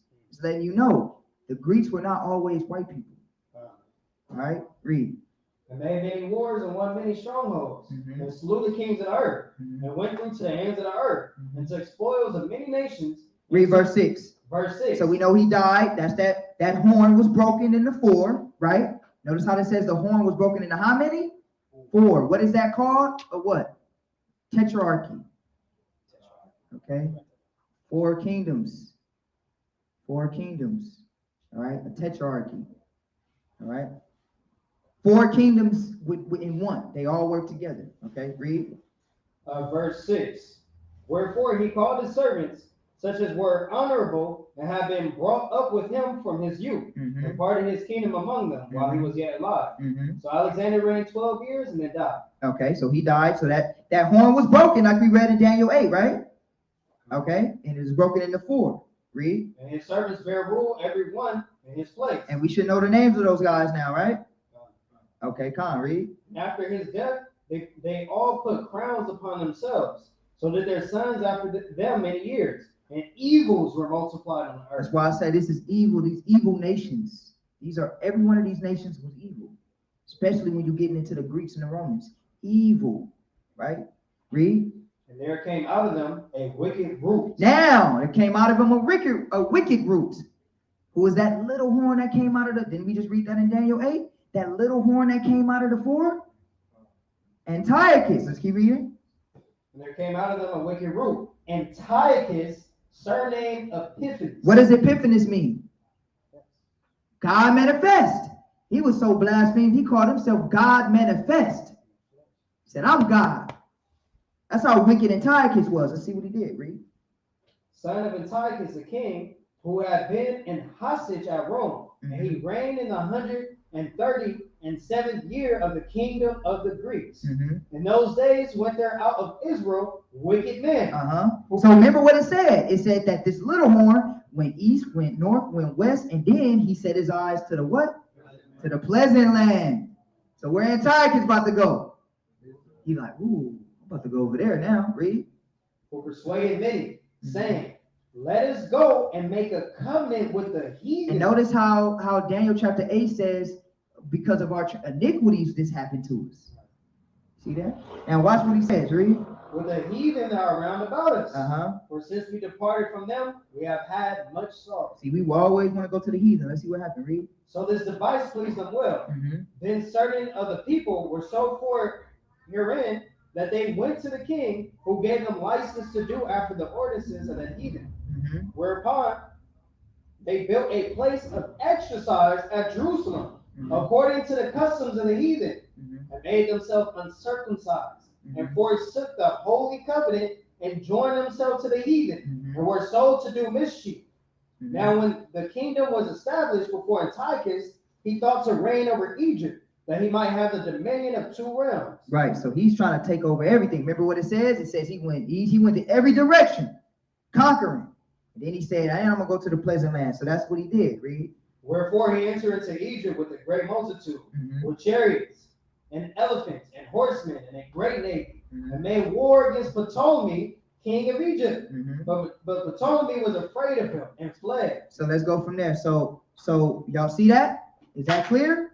Now let's go to Daniel 8:20 real quick. Hold on tight. We're about to get to the good stuff.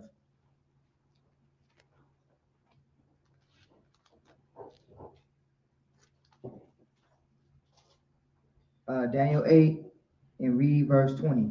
Now this we're gonna read 20 to 25. Now this is the meaning. Now I broke it down already through the precepts, but now we're gonna get just the straightforward meaning of this vision in Daniel 8. Read. Daniel chapter 8, verse 20, right? Yes. Verse 20. The ram which thou sawest having 2 horns are the kings of Media and Persia. And the So who was he right? Khan. Media and Persia. Read. And the rough goat is the king of Greece. Is the king of Greece. Who was that? Alexander the Great, or the freak, or the Go ahead. And the great horn that is between his eyes is the first king. You see that? And that's the first king. Read. Now that being broken, And he was broken. Read. whereas 4 stood up for it, That tetrarchy. Read. 4 kingdoms shall stand up out of the nation. Who we talking about? 4 kingdoms. Who is that? Cassander, Ptolemy, Seleucus, all right? Lysimachus. There you go. Read. But 4 kingdoms shall stand up out of the nation, but not in his power. But not in his power. So they didn't have quite as much power as he did, but they still have power. Read. And in the latter time of their kingdom, when the transgressors are come to the full. See, now there was evil. Remember the scripture says that evil was multiplied in the earth with these 4 rulers? Watch what happened. Read. A king. I mean, we right on the money. Historically and prophetically. You can't find no other literature that does like this, does this. You can't fight against this, because this happened in history. Watch this, read. A king of fierce countenance. A king of fierce countenance. Who was that? Antiochus. Read. And understanding dark sentences shall stand up. He shall stand up, read. And his power shall be mighty, but not by his own power. He shall destroy wonderfully, and shall prosper and practice, and shall destroy the mighty and the holy people. What did we read that he did? He went to destroy the mighty and the holy people. Who was the mighty and the holy people? Exactly, read. And through his policy. Read. Also he shall cause craft to prosper in his hand, and he shall magnify himself in his heart, and by peace shall destroy many. He shall also stand up against the prince of princes, but he shall be broken without him. You see that? So now, notice how it says through his policy, right? He spread wickedness through his policy. This is why I always tell brothers when we get to the whole mark of the beast doctrine, Esau doesn't need a physical chip to make you obedient. He can do it through his policies, and we've seen that in history. Let's see exactly what we saw. It's the same thing that's going to happen. And isn't it ironic? It's the same beast. The same thing. So you think he's going to switch his game? No, he's going to do the same thing. History. That's why it says history does what? This is going to happen again. Yeah, let's go to Maccabees real quick. Go to 1 Maccabees 1:21. Let's read this. So y'all see that? Antiochus, wicked. Let's get the history of what he did.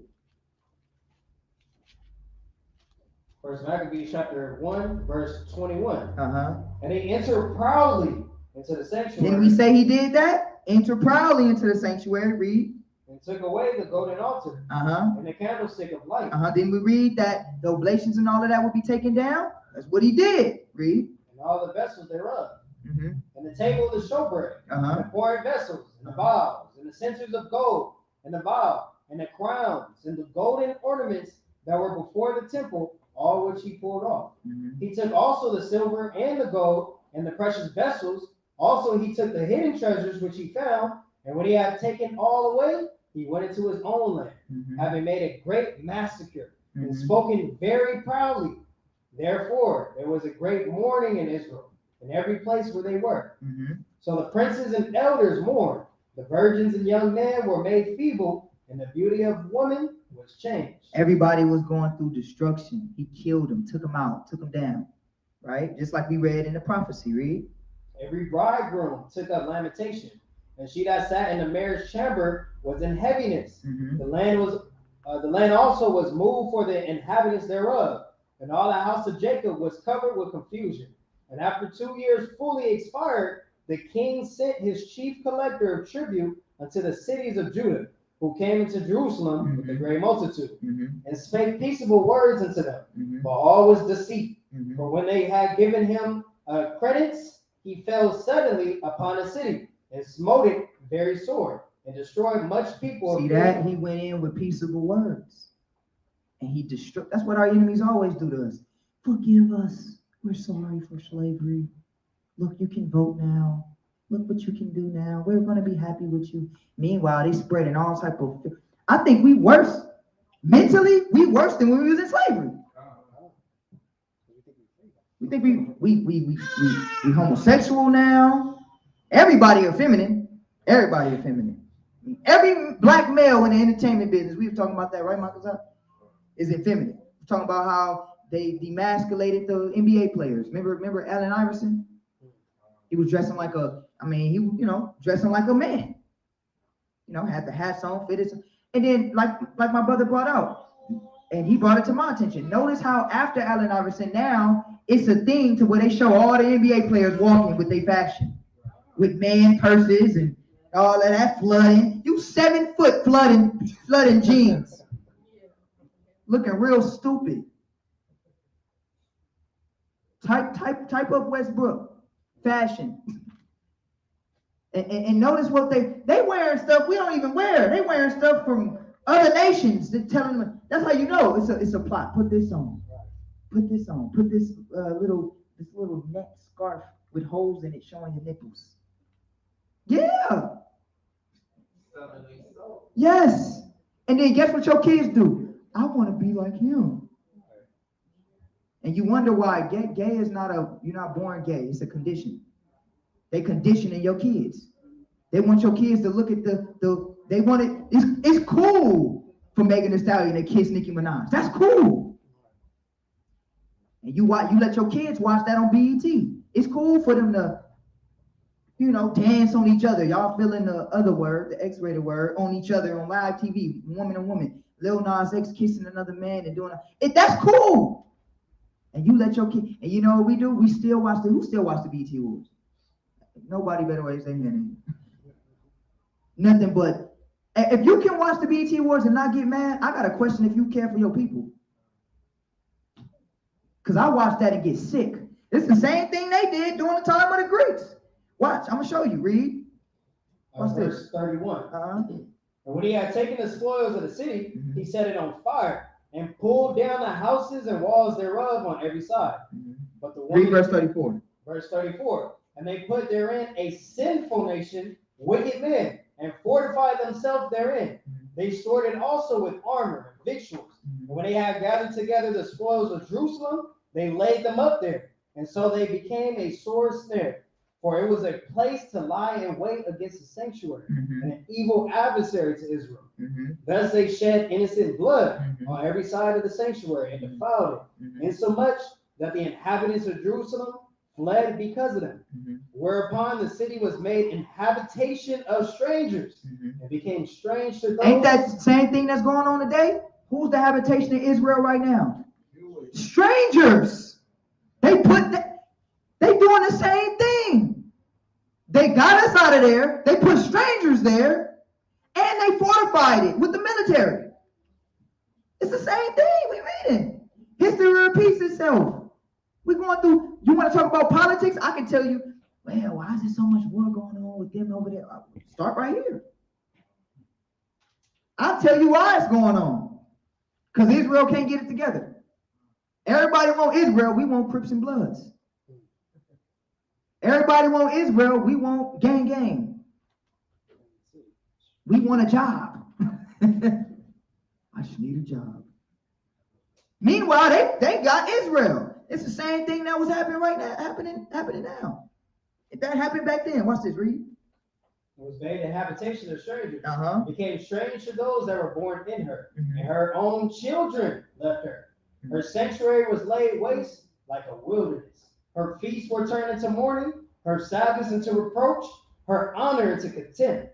As had been glory, so was her dishonor increased, and her excellency was turned into mourning. Sounds like today, huh? Read.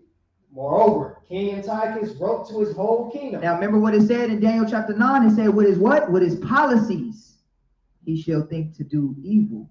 With his policies, right? Didn't we read that in Daniel? Now watch what happens. Read. That all should be one people, and everyone should leave his laws.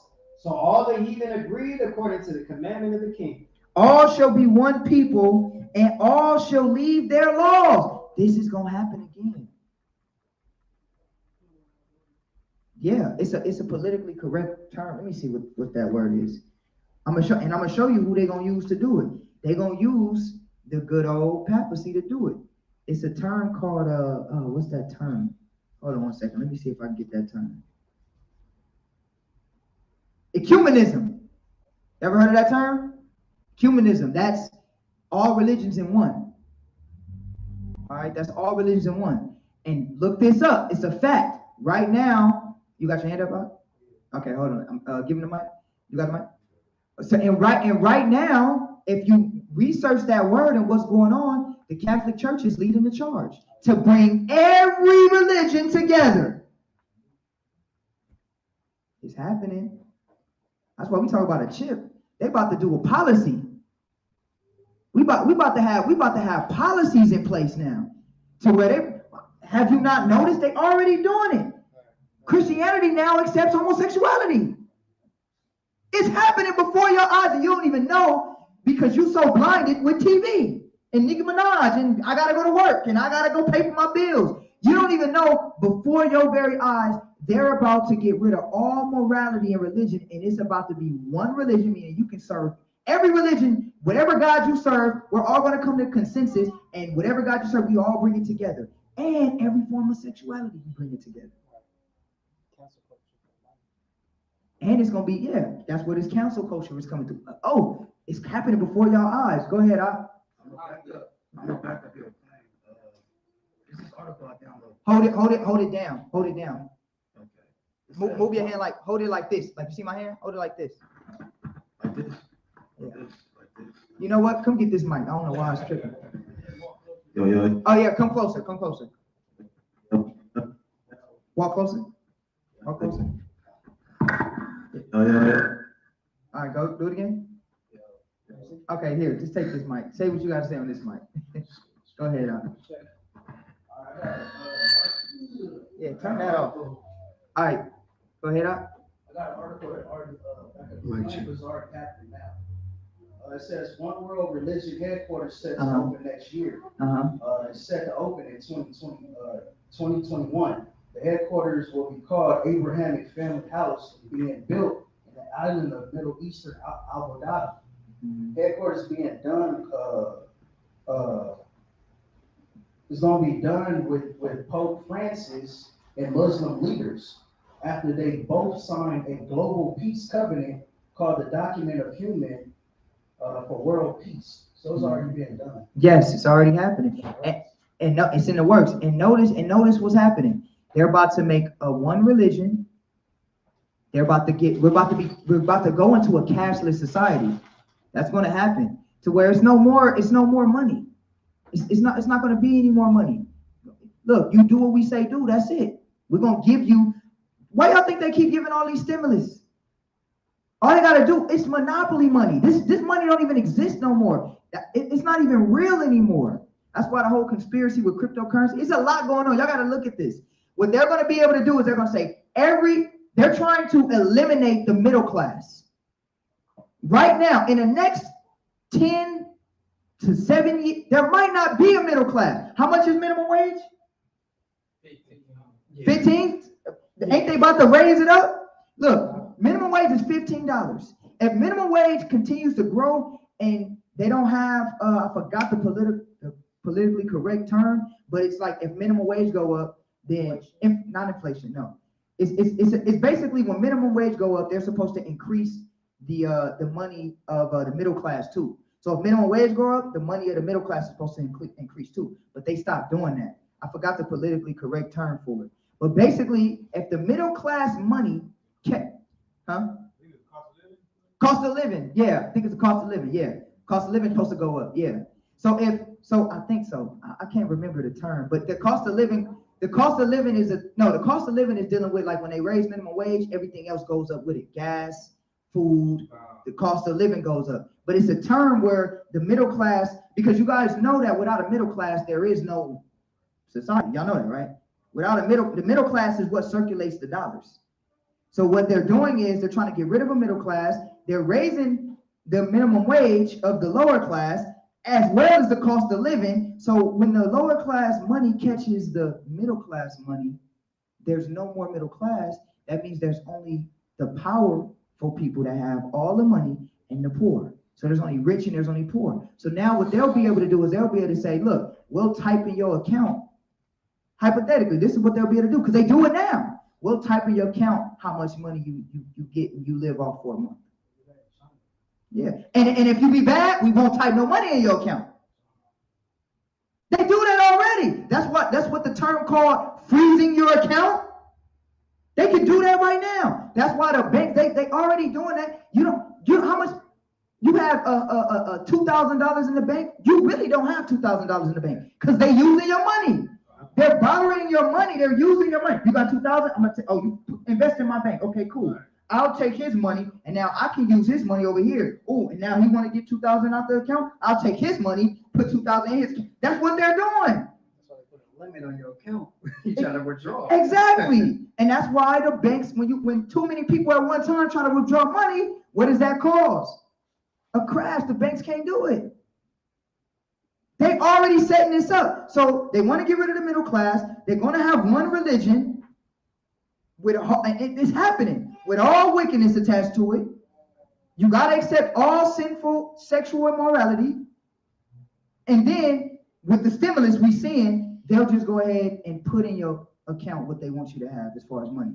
And anybody that bucks up against this, Michael Zah, you talking? He can't even survive in society no more. You can't buy or sell. See, we can't be so narrow-minded where we only think that it's happening. All you gotta do is do your research and see what's happening. Now, I'm gonna show y'all something. Let's go from there. So we see that it happened before. That's why I said the Maccabees is a cold book y'all gotta read because we headed into this. Read verse 43 again. Then we're gonna hurry up. First Maccabees chapter 1, verse 43. Yea, many also of the Israelites consented to his religion and sacrificed it to idols and profaned the Sabbath. For the king has sent letters. So if there's a one world religion and they tell you the Sabbath is not the day we all gonna serve our deity, what you gonna do? Keep the commandments, huh? That's how you gonna know who's obedient to the beast or not. Who's the beast? See, I told you Revelations and Daniel, they go hand in hand. What's the beast? It's a nation. You gonna bow down to the image of this beast, meaning what they're implementing in their nation? Guess what? Get with it or get lost. And you know what people gonna start to say? You so hateful. Just do what they say. It's better this way. Love. They hide it under the confines of love. We're supposed to love everybody and love. I like our government. They give me my, in the future it's gonna be like this. They give me my $5,000 a month and I'm happy. And I just do what they say. Because we already doing it now. I don't want to make no noise. I just want to go to work and get my money. Black people already do it. They slowly and surely. And watch this. The kids that's going to come after, they not going to know no better. They just going to know what's coming. That's why they got to get the Lil Nas X's and all of that. Set them up. And I'm telling y'all, let's go from there now. Let's go from there. Let's get to some meat. We got 2 more things I want to bring out, and then we're gonna go ahead and close it up. So let's you can read First Maccabees chapter 1, verses 21 all the way to 50 on your own time. And let me ask a question. What is one of the methods Satan uses to deny Christ? What is one of the methods Satan uses to deny Christ? Think about that. We don't need an answer right now. Let's go to 2 Corinthians 11:3. Okay, she said airwaves. I heard that. Y'all good? Okay. Bear with me because I told you I had a lot to cover. We almost done though, but I want to get this out. I have to get this part out. 2 Corinthians 11:3. 2 Corinthians chapter 11, verse 3. But I fear, lest by any means, as the serpent beguiled Eve through his subtlety, so your minds should be corrupted from the simplicity that is in Christ. Like, look, this is a warning.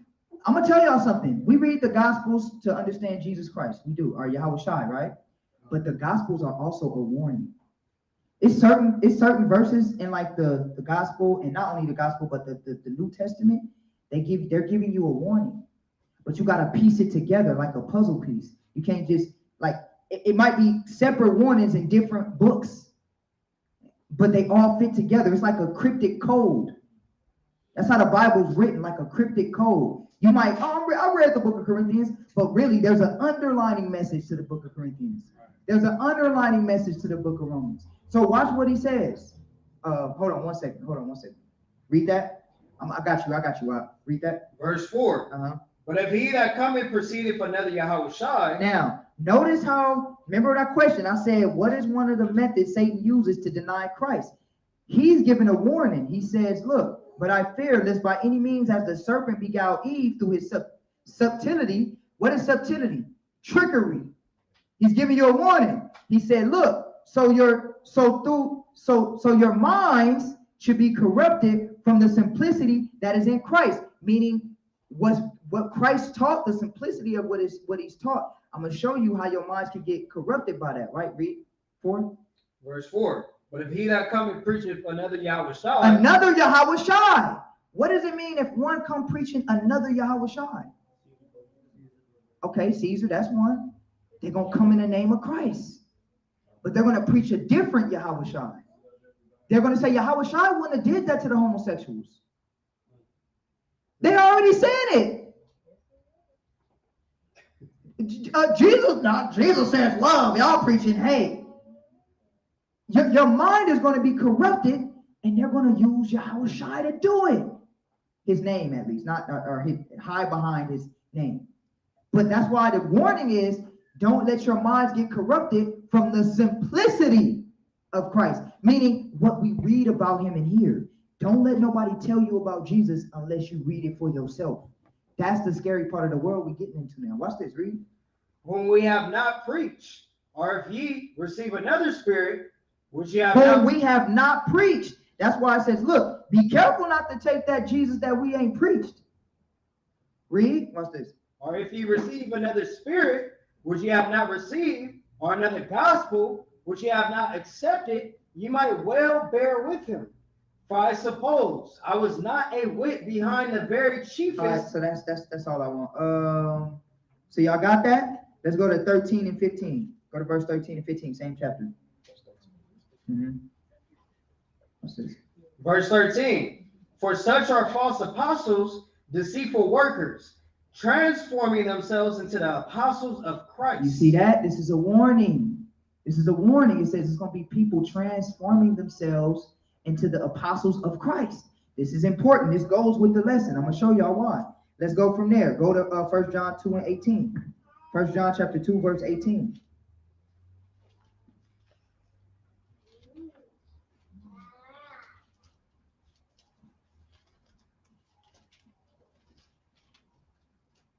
Bear with me, family. I want to get this to y'all. Read that.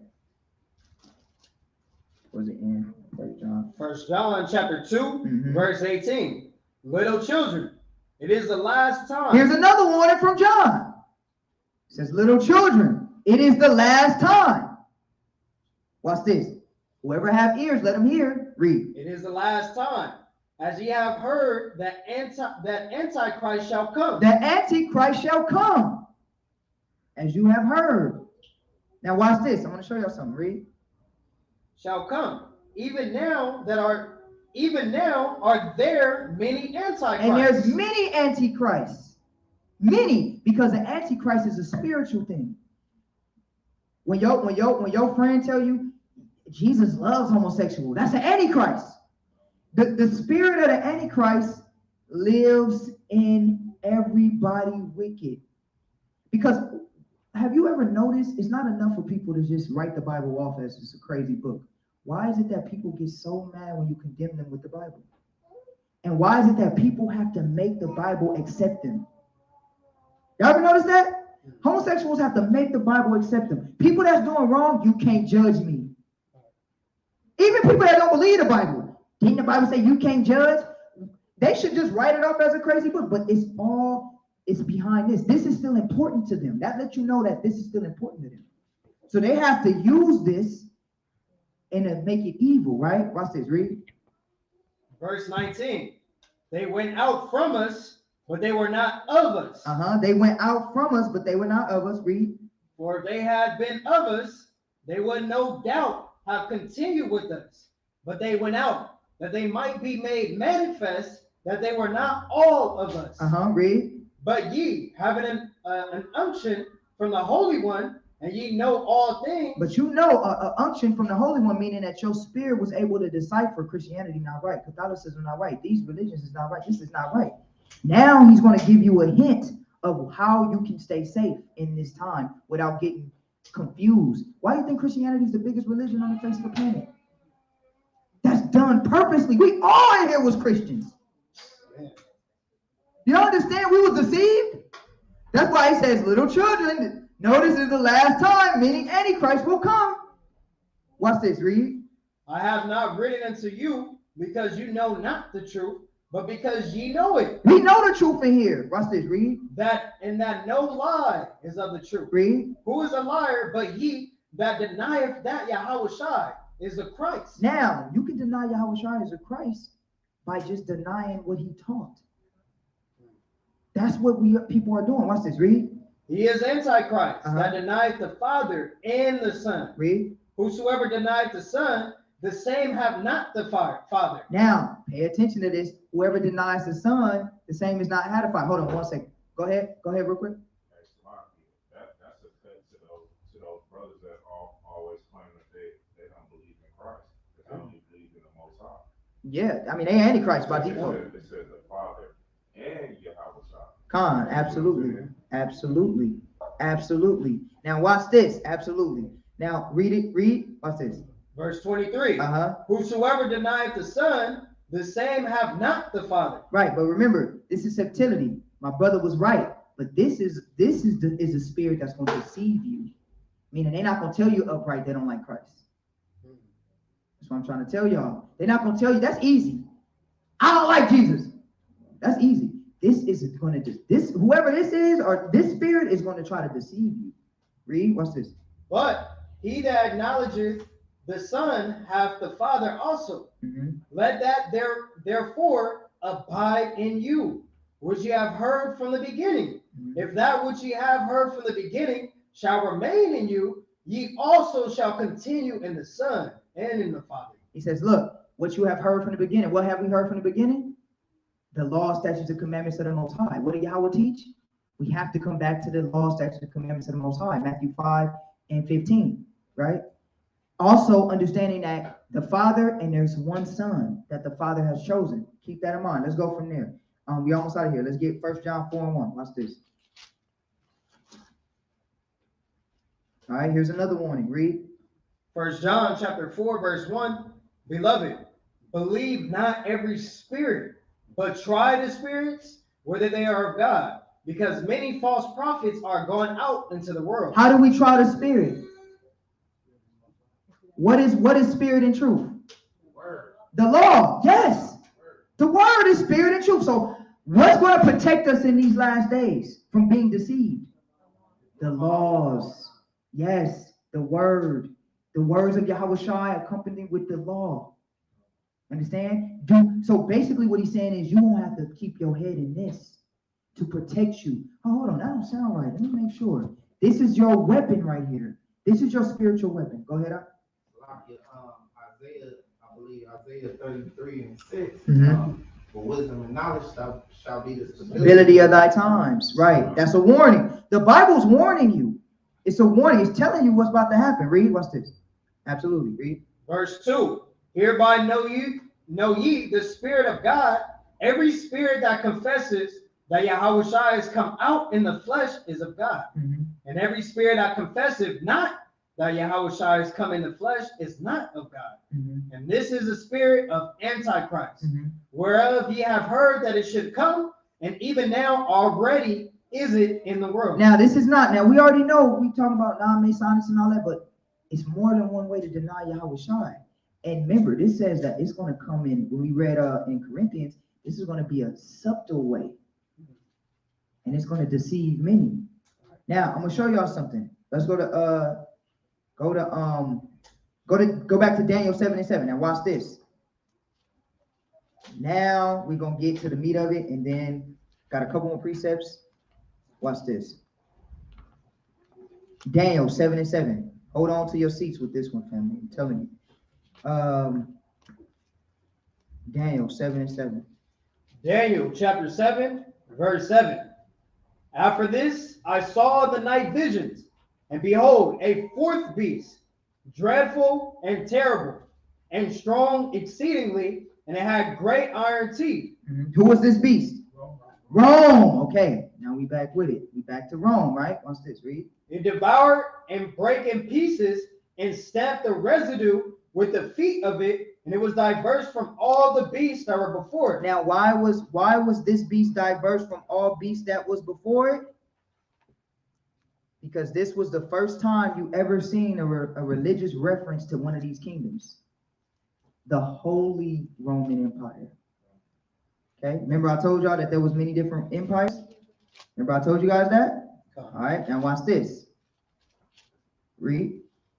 And it had 10 horns. Now, real quick, the Holy Roman Empire is important to understand because that's not to say that other nations didn't have other gods, but the Holy Roman Empire attempted to do what? Use what?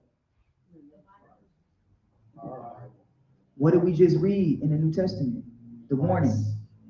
Okay, all right. I hope y'all paying attention now. Watch this. Read Daniel 7. Now, keep reading. Verse 8. Uh-huh. I considered the horns, and behold, there came What are those horns? Quick. Kings. Okay, read. And behold, there came up from among them another little horn. Uh-huh. Okay, now we back. Who is this little horn? No. Remember, the little horn that y'all thinking about, I knew that would happen, is in the Greeks. It's not the Greeks, it's the Romans. The papacy. Remember I told y'all don't forget that. What made the Roman Empire different? The papacy.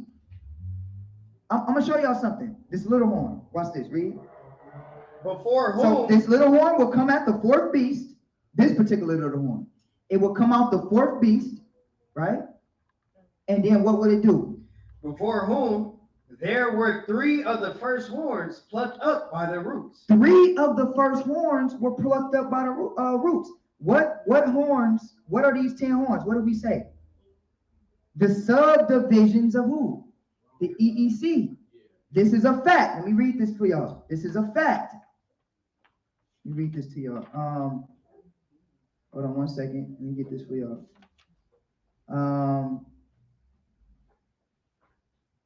Okay, hold on. Hold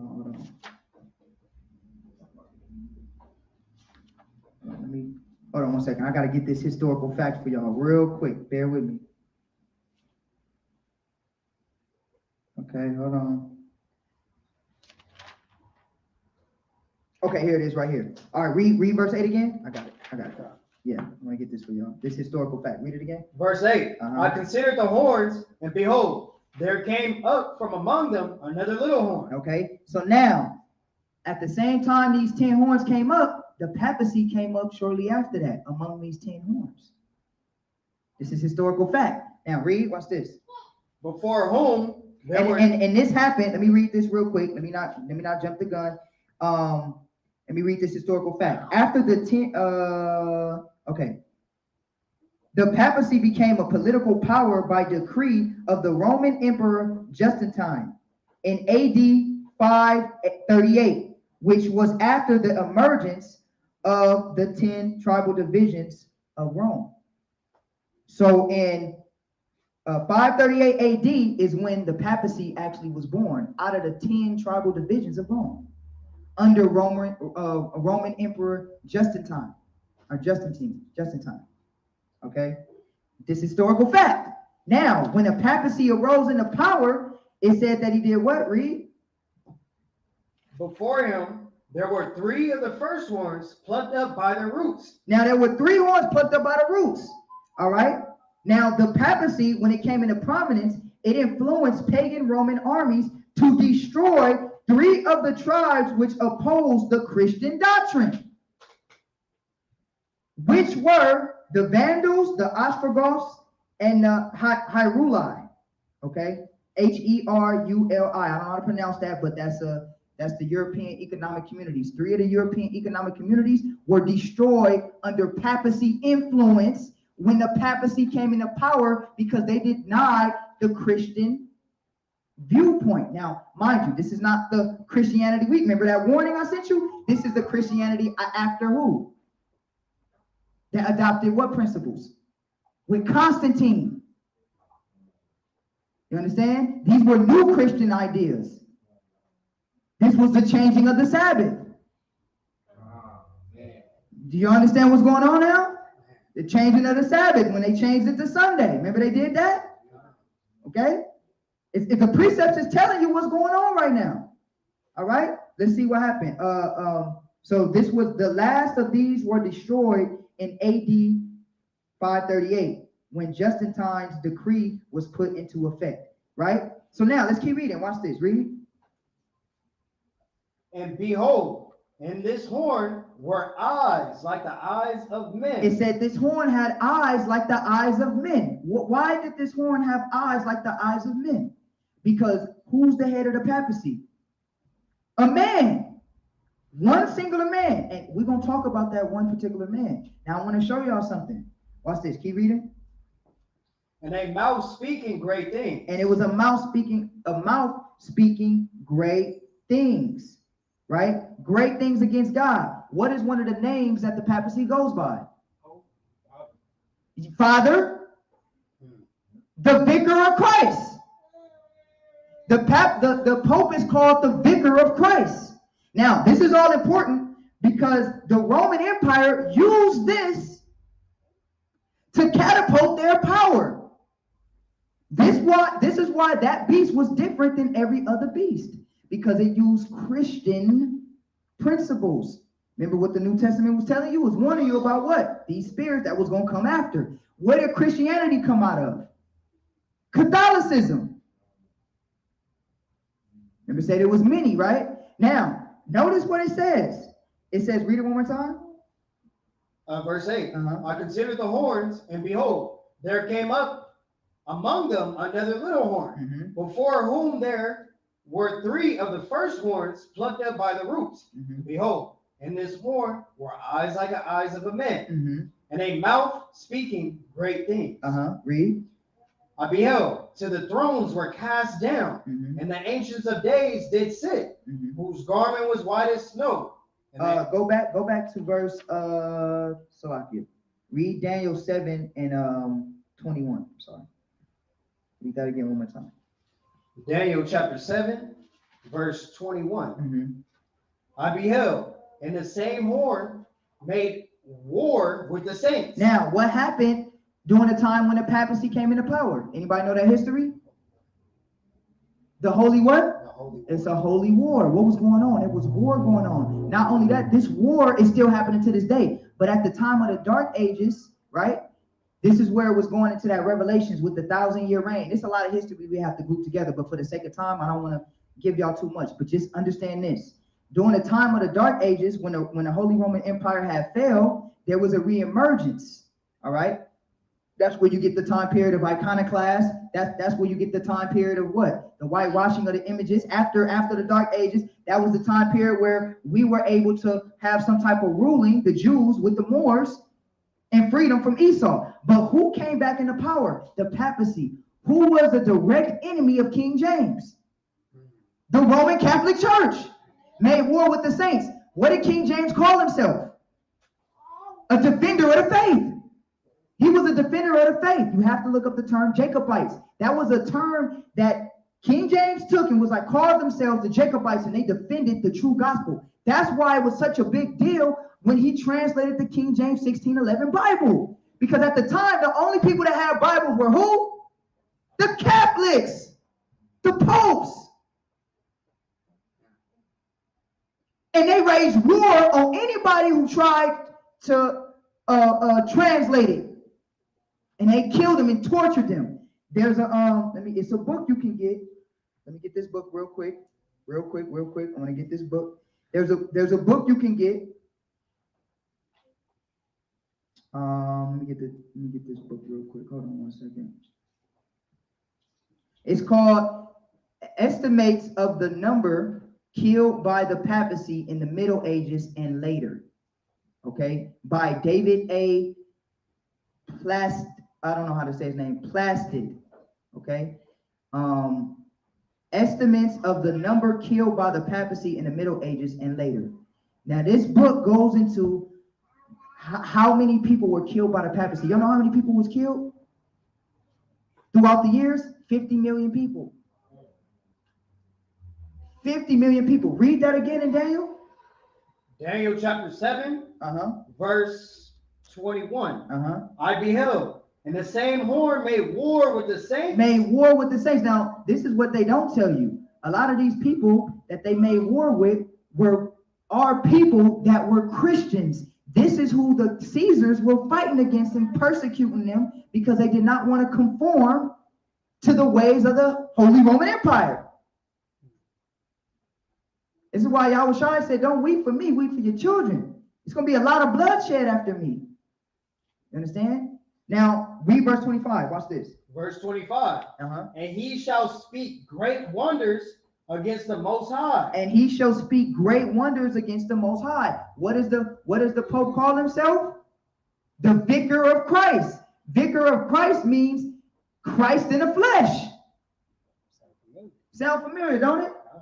Epiphanies. God manifested. This is the same man. The same spirit of the same man. He calling himself the Vicar of Christ. You come get your sins forgiven by who? The Holy Father. Father, forgive me for I have sinned.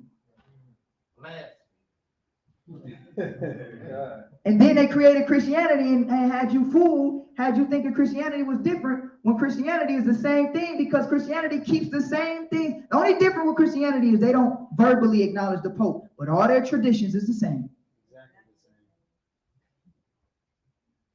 Do y'all understand what Daniel was warning y'all about? Daniel's telling you it's cold. I'm telling you. Now let's get this. Go to let me read this real quick. This is a quote. This is the Catholic Encyclopedia, Volume 5, page 25 through 29. It says, the Pope is as were God on earth, chief king of kings, having plenitude of power, aka the Vicar of Christ. Who's leading the charge to create the one world religion? The Catholic Church and the Pope. That's going to go into a later class, Revelations 13, the image of the beast and all of that. Telling y'all it's happening right before your face. It's happening right before your eyes. Watch this. Go to Daniel 7 and 25. Read it one more time. Daniel chapter 7, verse 25. And he shall speak great words against the Most High. You know what else the papacy did? They altered the second commandment. What's the second commandment? Graven images. They disannulled that. You don't know this, but you got to research it. Why do you think they got all the graven images up? You see a Catholic church, they got gargoyles on the church. I'm like, what is that? What is going on over there? All them scary movies. Why is it that every scary movie was with the Catholics? God. Their music is evil. Evil. Evil. And through this, so what am I telling you? I'm telling you that the fourth beast is Rome. You understand? The fourth beast is Rome. The 10 horns is the European economic communities. The little horn that came up from that is the papacy, which is a state and a government. It's a political power. It took out 3 of the horns, which, if you see, the papacy waged war with 3 of the European economic communities, took them out. And don't forget that Daniel, the feet made of clay, and that extension of Rome, which is America, which we're going to get into Revelations 13, which is going to touch and tie everything in together with America. Come? All praises. I ain't gonna hold y'all up. That'll be it. That'll conclude class. All praises. All right. So, everybody that's online, love y'all. We hope y'all have a beautiful Sabbath, or had a beautiful Sabbath. I think the Sabbath is almost about up. We love y'all. Gird your loins, read the scriptures, stay in the spirit. I'm telling you, stuff is about to hit the fan, but it's not going to hit the fan the way you think it's going to hit the fan. Remember, the scripture says in the end times, they're going to be still marrying, partying, and drinking. So it ain't going to be just this big, y'all think it's going to be just this big old war and everybody in the street getting killed. No. The people that's obedient going to be fine. You going to be the one that's going to be getting. The people that's obedient, they're going to be getting drunk. They still going to be at the clubs and all that. Let's get that precept. One more precept real quick so I can prove it to y'all. Because y'all think it's going to be just, y'all think it's going to be that. It ain't going to be that. It ain't going to be that. It's happening right now before your eyes. Right now, y'all sitting in the seats and you looking at the prophecies being fulfilled. You just not paying attention because you think it's supposed to be this class, super crazy stuff going on. It's happening right now. As we speak. That's why the Bible says, let them who have ears, let them hear. Watch this. Let's get that real quick. That's Matthew. Let me pull it up. It's like the days of Noah. I need that. Hold on. Luke 17. Is that Luke 17? Get that for me. Thank you. Let me read this. It's Matthew 24:37, but you could get either or. It doesn't matter. Matthew 24:37. Read that. Matthew chapter 24, verse 37. But as the days of Noah. As the days of Noah. Read. As the days of Noah were. So shall also the coming of the Son of Man be. It says, look, what were they doing in the days of Noah? Partying. Y'all think it's gonna be, we're gonna be running, it's gonna be gunfight. It's only gonna be that towards you. You can see a glimpse of that with the Black Panthers. Nobody else was going through no war. The Black Panthers was. They were the ones getting shot at in the street. Everybody else was regular. It's going to happen again. This time it's going to happen to the children. It's going to happen to the ones they call the Hebrew Israelites. Because we're going to be the only ones that's going to stand up for truth.